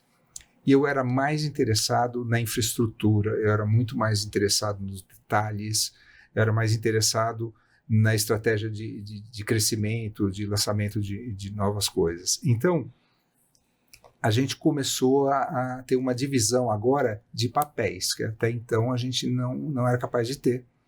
Porque se eu vou para o meu papel, eu abro o flanco que o outro ocupa. Então a gente competia na empresa para ser o mais importante da empresa, quando na verdade a gente tinha que parar de competir, tinha que somar as forças. E a gente percebeu que a gente estava competindo. E aí a gente foi despejado dessa casa. Sem saber, a casa era alugada e o advogado proprietário estava recebendo notificações da prefeitura de que o zoneamento não permitia a nossa atividade. Só que a gente não ficou sabendo de nenhuma dessas notificações até que eles vieram para fechar. E aí eles vieram para fechar mesmo, fechar de repente, de uma hora para outra, com 1 ano de curso vendido. Uau. Fechar. Fiscal, advogado? Fiscal da prefeitura. Aí a gente conseguiu um advogado que conseguiu empurrar isso 1 mês. Então a gente conseguiu segurar o processo 1 mês, porque já era a 3ª notificação, já fazia meses que aquilo estava correndo, a gente não sabia. E aí a gente teve que desesperadamente correr atrás de outro endereço em 1 mês e mudar toda a atividade. E o único lugar que tinha o zoneamento que podia, com um imóvel nas características que a gente precisava, era um prédio de 8 andares, que era 4 vezes maior, caríssimo, completamente fora do nosso budget, mas não tinha outra solução. E a gente alugou esse prédio. Assim, a gente tinha dinheiro para pagar 3 meses. Aí a gente conversou. Teve que ser forçado a crescer. Foi obrigado a crescer 4 vezes. O Cresce precisa ligar para esse advogado. Foi. Esse 1 mês que ele ganhou para nós foi assim, a salvação. E aí, a gente, em acho que 10 dias, a gente preparou 2 andares, era só o concreto, só tinha pele de vidro concreto, nem instalação hidráulica, nem elétrica, nada. Nada. A gente, só em 10 dias, a gente fez 2 andares, trabalhando de dia e de noite, a gente lá, junto com os pedreiros, para fazer. Meu sócio ficou lá no curso e eu fiquei lá com os pedreiros, e à noite ele vinha, a gente conseguiu fazer 2 andares, mais ou menos, meio mal acabado, e mudou. E eu consegui um bom acordo com o proprietário do imóvel para a gente ter um modo de pagamento que fosse um aluguel que no contrato de 10 anos ele começou baixinho, mas depois ele ficava caro para compensá-lo. E você já fez 10 anos de contrato. 10 anos de contrato. Você era obrigado a dar certo. Então, a gente pensou assim, não tem o que fazer. Não tem o que fazer. Ou dá certo ou quebra. E aí, é o sim. Aí vai de cabeça. A gente tinha essa coragem, vamos dizer assim. Perfeito. E aí, e tinha que aprender a trabalhar na vertical, porque uma coisa é você estar no horizonte, você grita, fulano, vem cá.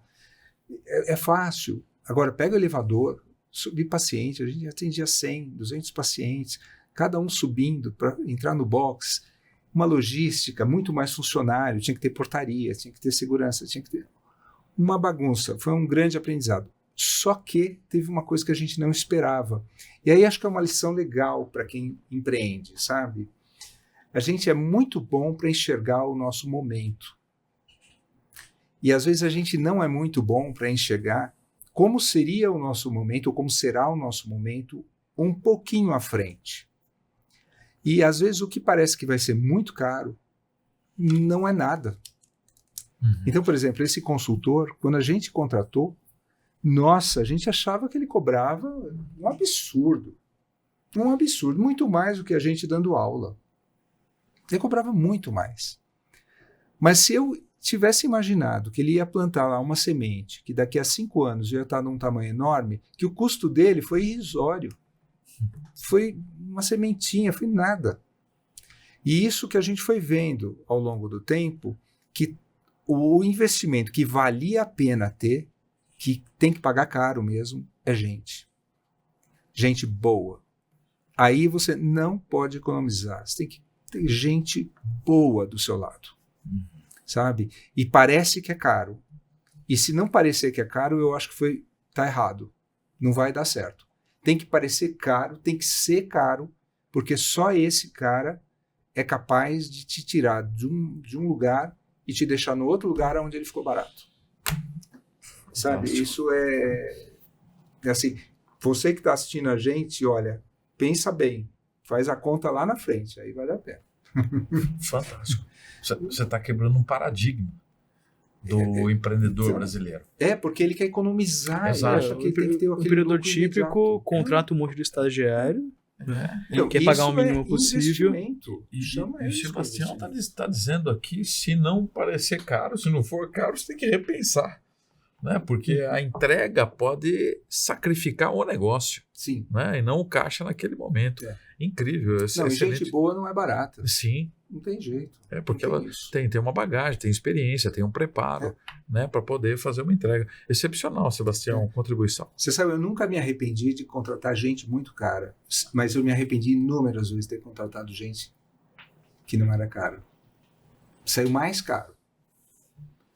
Caro no sentido não o resultado, né? Não do lucro imediato, mas no sentido do crescimento que ele propicia. Gente que não está te custando tão caro hoje, está te dando um EBITDA melhor, está sacrificando teu crescimento. Isso a gente aprendeu de novo, de trás para frente, né? Porque no começo a gente chegou pensava igual todo mundo. E tentava economizar. E eu acho que um pouco da lentidão do nosso crescimento, a gente cresceu de 10% a 15% ao ano ao longo dos 27 anos.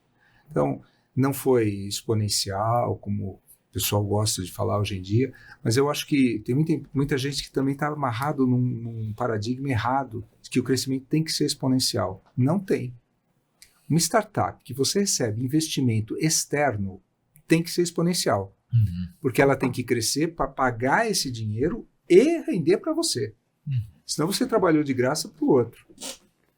Então, se ela não for exponencial, ela não avança. E tem muito negócio bom que não é exponencial, mas que se você põe dinheiro de fora, o negócio fica ruim. Aí era melhor crescer com o seu capital. E é consistente, e é ótimo. Eu acho que a moçada hoje tem que tomar cuidado, porque eu acho que está todo mundo muito com essa cabeça de startup, Vale do Silício, tecnologia. Quando tem muito negócio bom para ser feito, gente precisando, valor para ser criado, e poderiam ser negócios mais convencionais, mas sólidos, bons, que geram... Eu não me arrependo nem um pouco No fim, hoje, eu digo assim, se eu tivesse sido um médico de sucesso sem o negócio que eu tive, eu teria chegado menos longe do que eu cheguei. Não tem dúvida. Com certeza. Como que foi a reação do negócio, a performance do negócio, depois de você tomar esse risco? Eu imagino. Você toma um revés gigantesco, totalmente fora do esperado, é um fiscal que vai lá e interdita o negócio, e você tem que despender capital para ir para e assume um custo fixo gigantesco de 8 andares, você falou? 8 andares. E aí você pensou assim, no mesmo dia você pensou, e agora como é que eu vou pagar as contas ainda no final ainda ter lucro, né? Como que foi o negócio pós esse estresse? Bom, nessa época eu fui fazer um MBA, que eu achei que estava precisando melhorar Mesmo porque quando o contador começava a falar, precisa fazer isso, precisa fazer aquilo, aí tinha licença, vigilância sanitária, não sei o quê. Uma confusão, eu falei, não, preciso me preparar melhor. Fui me preparar. Meu sócio e eu fizemos alguns cursos menores, mais intensivos. A gente fez na FDC a gente fez um outro pela própria Sociedade de Radiologia, de Administração de Clínicas, e com isso a gente começou a pelo menos ter o linguajar de negócio, porque até então a gente também não tinha nenhum linguajar de negócio. A gente chamava de lucro, por exemplo, é uma coisa simples, né? O que é receita operacional? Não sabia. Vinha um balanço, eu não sabia entender nada do balanço. Eu perguntava para o contador, e aí, foi bom ou foi ruim? Ele falava, foi bom. Então tá bom. Era assim, sabe? Para mim era conta de padaria. Não tinha nada diferente. Eu precisei ganhar esse aprendizado. E ganhando esse aprendizado e os cursos avançando, a gente começou a botar os professores, e aí começou a ter necessidade de ter um RH, começou de um financeiro, de fazer uma parte de logística. E aí a gente começou a montar essas peças, só que ainda sempre voltado, mas completamente voltado à especificidade do nosso negócio. E aí a gente usou uma coisa super importante que esse consultor trouxe para a gente, que foi a declaração de valores e a questão da missão. E na época não se falava em propósito ainda, não existia propósito. A gente estava na moda criou, ainda, né? Só que a gente criou, e isso foi muito bom, os nossos valores eram valores absolutamente, nós discutimos assim, mais de mês isso, absolutamente claros, da questão da integridade, da excelência. Então, todas as decisões passaram a ser pautadas na declaração de valores. E é verdade, por exemplo, se tinha um funcionário muito bom que eventualmente tratou mal um aluno ou eventualmente fez alguma coisa irregular, ele era muito bom, ele dava muito lucro, ele era muito habilidoso e competente, mas faltou com ética, não tinha dúvida, estava fora. Ele era muito bom, não sei o que, ele tinha uma tarefa para cumprir, ele foi desleixado. Um dos valores era a excelência.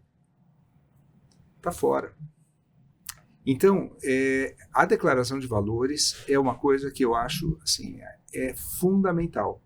E não é alguma coisa para soar bonito, é alguma coisa para tomar decisão. As pessoas colocam os valores para ficar bonito na tela. Ética. Se você puser um valor ética, você não pode deixar de emitir uma nota fiscal nunca. Perfeitamente. Nunca.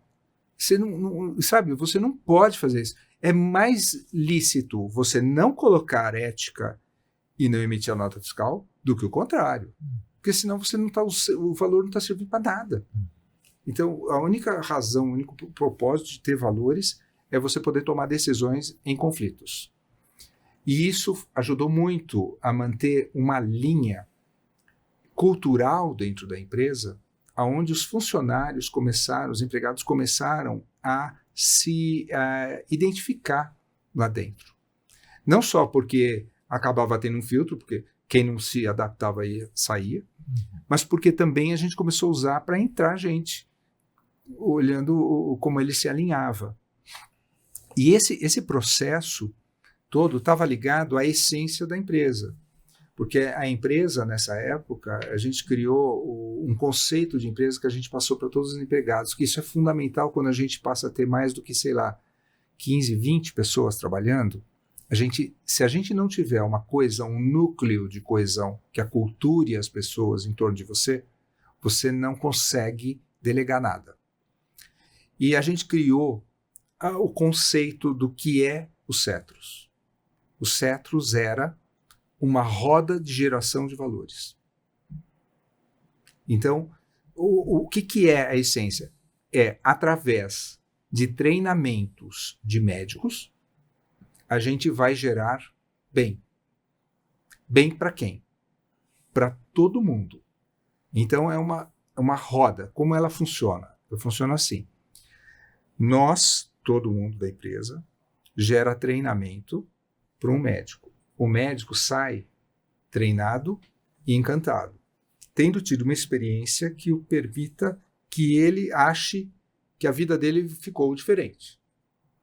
E agora ele vai tentar replicar no ambiente de trabalho dele muito do que ele viu. Então, se a secretária dele não está no mesmo nível, ele vai querer treinar mais a secretária. Se o aparelho dele não está adequado para fazer o que ele conseguia fazer no curso, ele precisa melhorar o aparelho, colocar o melhor. E se o médico que solicita o exame para ele não está sabendo fazer a solicitação direito, ele sabe como conversar com o colega para melhorar a capacidade de diálogo dos dois. E com isso a gente vai gerando no ambiente dele um valor através do treinamento que ele teve. E para ter o treinamento eu preciso de sala de aula, eu preciso de equipamento, eu preciso de... Então todos os stakeholders têm que ganhar valor. Então, por exemplo, o paciente que fazia os exames sem pagar, ele doa o corpo e a doença dele para o médico poder treinar. Em troca, ele recebe um exame que tem que ser muito bom e feito com muito respeito, com qualidade, que ele não teria fora. Então, ele entrega uma coisa, tira a outra. O aluno entra com o dinheiro e sai com o que a gente já colocou. A indústria de equipamentos entra com o equipamento e sai com aumento de mercado e feedback sobre os seus equipamentos. O governo, não sei com que entra, mas sai com os impostos todos que ele arrecada. Você tá claro.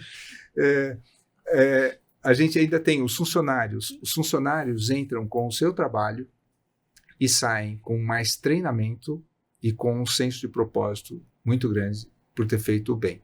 E eles têm que melhorar de vida, eles têm que ganhar salário e eles têm que ganhar treinamento. Tem que subir de escala o funcionário. Então, desse jeito, todo mundo põe uma coisa e tira, põe, tira, põe, tira, e a roda vai girando. Essa roda de geração de valor é o Cetros. Era assim que a gente demonstrava. E isso é uma costura que tem que ser feita e tem que ser genuína, porque se não for, qualquer um percebe que não é genuíno. Sim. Se você está lá para arrancar de um mais do que do outro, não adianta todo mundo percebe. Não adianta escrever uma frase bonita na parede de missão, de valores que não vai fazer sentido algum. Tem que ser genuíno. Se não está na alma da empresa, se não faz parte do clima organizacional, do dia a dia dela. Parabéns. E esse é um passo depois, mais adiante, a gente aprendeu com uma consultoria da Timos que a gente já andava, a gente só não falava. E as empresas, em geral, fazem o contrário. Elas falam muito de si, mas elas não são aquilo que elas falam. Sim. Então, ser genuíno eu acho importante. E eu não acho que tem que ser bom, sempre bonzinho. Não. Tem empresa que é o contrário. Ela é firme, é dura. Ela tem que ser genuína. Sabe? O cliente, o funcionário, tem que saber que é daquele jeito. Aí ele se identifica. E aí, tendo pessoas identificadas em volta, você consegue controlar um grupo maior e delegar. Senão você não consegue. Isso que o Sebastião falou, Michael, nos lembra um conceito que o Renato Veloso, fundador do Odontoprev, falou aqui nessa mesa, né, que ele disse que nós deveríamos criar uma empresa para os stakeholders. O dono da empresa é o mercado. Então, você cria para os stakeholders. Tem que ser bom para um ecossistema de pessoas e empresas que estão se beneficiando e a empresa tem que fazer girar e ser um bom negócio para todo mundo, né? Excelente. E é muito interessante porque nos padrões que nós estamos verificando aqui dos empreendedores, empresários de sucesso, como todos eles estão direcionando a importância da cultura organizacional. Né? De você estabelecer uma cultura organizacional sólida, genuína, que mostra claramente para onde essa empresa vai e para aqueles envolvidos, para onde eles vão, né? Em que projeto eles estão, o que eles vão ganhar de fato ao final dessa jornada. Né? Isso é muito importante. Me lembra também, Rômulo, do trabalho que você, de forma brilhante, fez na tua gestão quanto CEO até recentemente, né? Criando uma cultura organizacional sólida, forte, enquanto estava na cadeira de CEO, e mesmo depois, deixando a cadeira de CEO e só ocupando a cadeira de sócio, essa cultura ela continua sendo trabalhada e continua permeando aqueles colaboradores que estão lá. Então, a cultura é um ativo fundamental para o sucesso do negócio. Né? E está aí uma dica para que a nossa audiência possa pensar nisso. Muitas vezes, alguém nos pergunta, Sebastião, ainda mais no trabalho consultivo de conselho, E quando não há a formalização da cultura, né? Existe uma cultura, existe uma intenção, mas não está formalizado. E o empresário, ele questiona, pô, mas a minha empresa é nova, eu estou no começo, ou eu não tenho tantos colaboradores. Mas isso é fundamental para nortear a empresa desde a sua concepção, né? Então, eu creio que a grande dica aqui está em olhe, né? Coloque naquela tua lista de disciplinas, né? A importância de desenvolver a cultura organizacional. Perfeito. Desenvolver e reforçar e fazer isso como você colocou aqui brilhantemente, eu anotei. É incrível porque essas conversas são muito boas para nós também, né? Não só para nossa audiência. Sim. Nós somos os maiores alunos aqui. Exato. E a cultura como crivo, como critério, como baliza para tomar de decisão. Sim. Mas eu acho que a gente precisava traduzir o que é cultura, porque a gente fala cultura organizacional, para quem está começando, é difícil dele imaginar exatamente o que é a cultura organizacional. Boa, né? Sebastião. Acho que a gente precisa... O que é cultura organizacional? É assim, como eu penso, como eu reajo, o que eu estou fazendo, por que eu estou fazendo e por que tem que ser desse jeito. Então, basicamente, não é exatamente informação, mas é uma maneira de pensar relacionada a obter aquele resultado que é desejado. E seguindo os valores todos e seguindo as diretrizes e os objetivos da empresa. Então, falei complicado, não adiantou muita coisa. Desculpa quem estava ouvindo aí. Mas, basicamente, você não precisa saber o que é cultura organizacional, mas, basicamente, é assim, você acha que o cara está falando parecido com o que você estaria falando, ou está reagindo mais ou menos como você espera que ele devesse estar reagindo, está no caminho certo. Está muito diferente, às vezes é só a ideia que é diferente ou a habilidade que é diferente, aí tudo bem, mas se é o conceito, se é a crença por detrás, aí deve ter um problema de cultura. Excelente, que aula fantástica, Michael. Fantástico. Tem sido cada vez melhor, Sim, né, essas conversas. Eu vou abrir para as considerações finais e vou fazer algo um pouquinho diferente, pedir para cada um de nós aqui trazer para a mesa o que mais aprendeu nesse episódio, né? O principal ponto que quer trazer para nossa audiência. Começa aí, Marco. Você me deixou lá. Joguei no fogo. Quem sabe faz ao vivo, ou no gravado, né? O volume de aprendizado aqui é enorme. Eu agradeço imensamente, Sebastião. É realmente uma honra, um prazer estar aqui com você. Justamente porque foi um momento de riquíssimo aprendizado. Mas eu destacaria aqui, são muitas coisas, eu destacaria a humildade que o empresário tem que ter. Isso serviu para mim, né?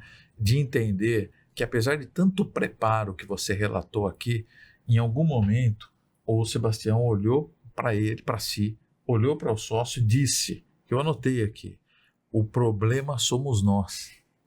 Ele disse aqui. Eu raramente, ao longo da minha jornada, eu comecei muito cedo, são quase 30 anos, mais de 200 empresários eu lidei de forma consultiva. Eu raramente ouvi um empresário falar, olha, na minha operação, nós somos os problemas, nós vamos ter que nos tratar, vamos ter que melhorar, vamos ter que nos preparar. E aí você relata um pouco adiante, né, que em algum momento você falou, não, peraí, eu vou fazer um MBA, eu vou fazer isso, eu vou chamar alguém externo. Então, eu diria que, para mim, como ponto alto, é essa humildade.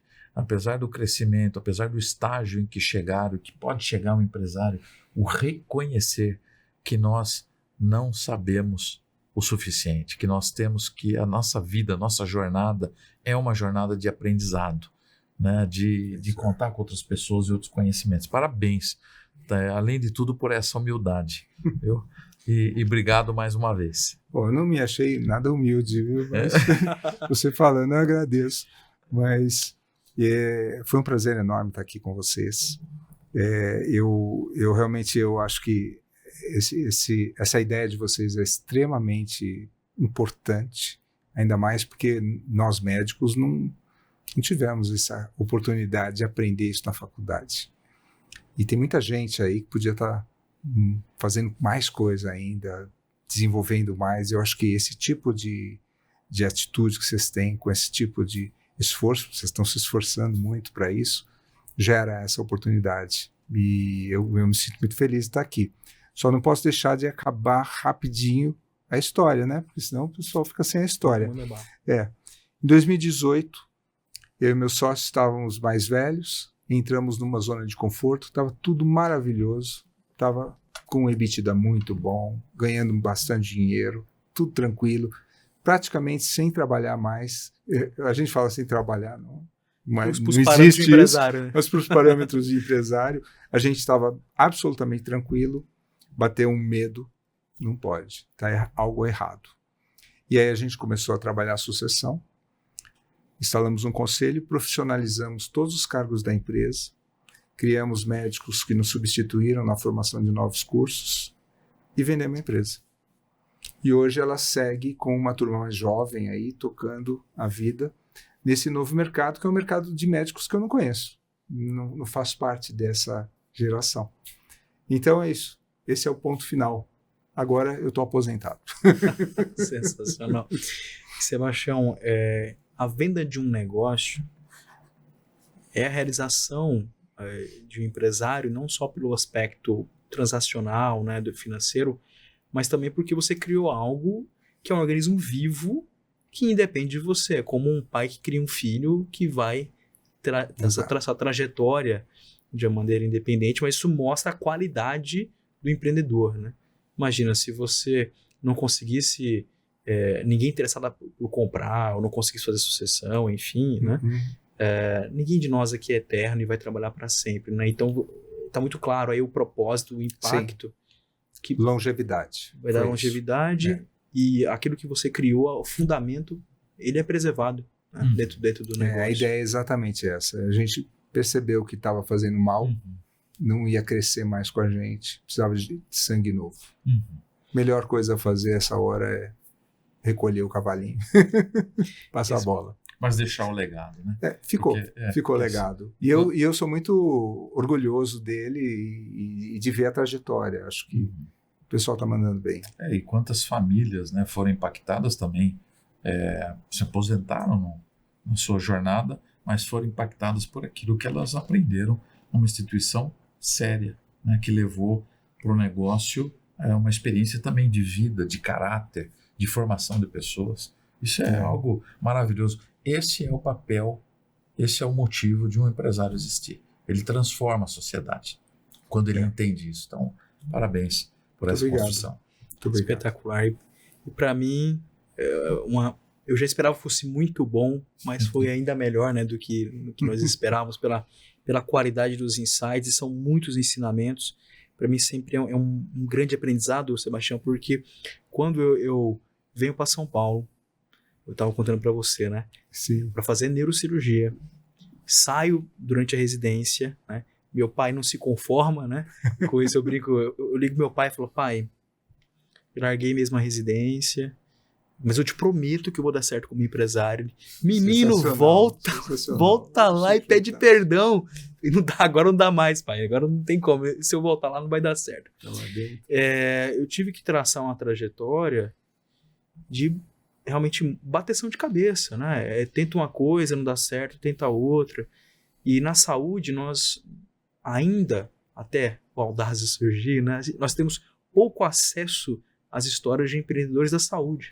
Isso é verdade. Muito pouco. Tinham visto, na verdade, muito mais histórias de médicos fora, que tiveram sucesso fora da medicina. O Alberto Saraiva, né, entre outros exemplos de médicos bem-sucedidos em outros setores, do que de médicos ou empresários da saúde que empreenderam no segmento, né? E eu tenho realmente, para a gente é um privilégio muito grande compartilhar nossa experiência, né, Michael? Eu e o Michael construímos grandes empresas, realmente melhoramos de vida, chegamos em um patamar que a gente não imaginava quando começou. Construímos empresas realmente multimilionárias, mas é um prazer trazer pessoas como você para realmente compartilhar com quem está começando, com quem realmente está ali tentando, e às vezes é um Sebastião que tá num negócio pequeno, pro hobby, não sabe como profissionalizar e ver teu exemplo, isso impulsiona. Então pra mim inspira muito, mostra que é possível, e eu convido vocês a aproveitar essa mesa, né? O que nós estamos fazendo aqui é trazer um conselheiro, né? Para aconselhar você que está em casa e para que você extraia essas lições, né? Então, peço a você que siga nosso canal no YouTube, no Spotify, no Instagram, todas as redes. Entre para a comunidade do Audazes, comunidade gratuita que está agregando pessoas da saúde para fazer networking, para coevoluir, para acessar conteúdos exclusivos. O link está na descrição aqui do vídeo para transformar realmente a tua jornada. Esse é o Audazes. Nosso propósito é realmente formar líderes, formar empresários, formar grandes gestores na saúde brasileira, começando aqui com experiências validadas, com gente que venceu e pode realmente ter autoridade moral e prática para te ajudar a vencer também aí no estágio em que você está. Todo mundo aqui, em algum momento, começou. Abriu o CNPJ, emitiu a primeira nota, todo mundo passou por isso. É importante que você se aconselhe com quem já fez. É isso, muito obrigado pela audiência, muito obrigado novamente, Sebastião, uma grande honra, Mike, muito obrigado. E fiquem com Deus, um grande abraço.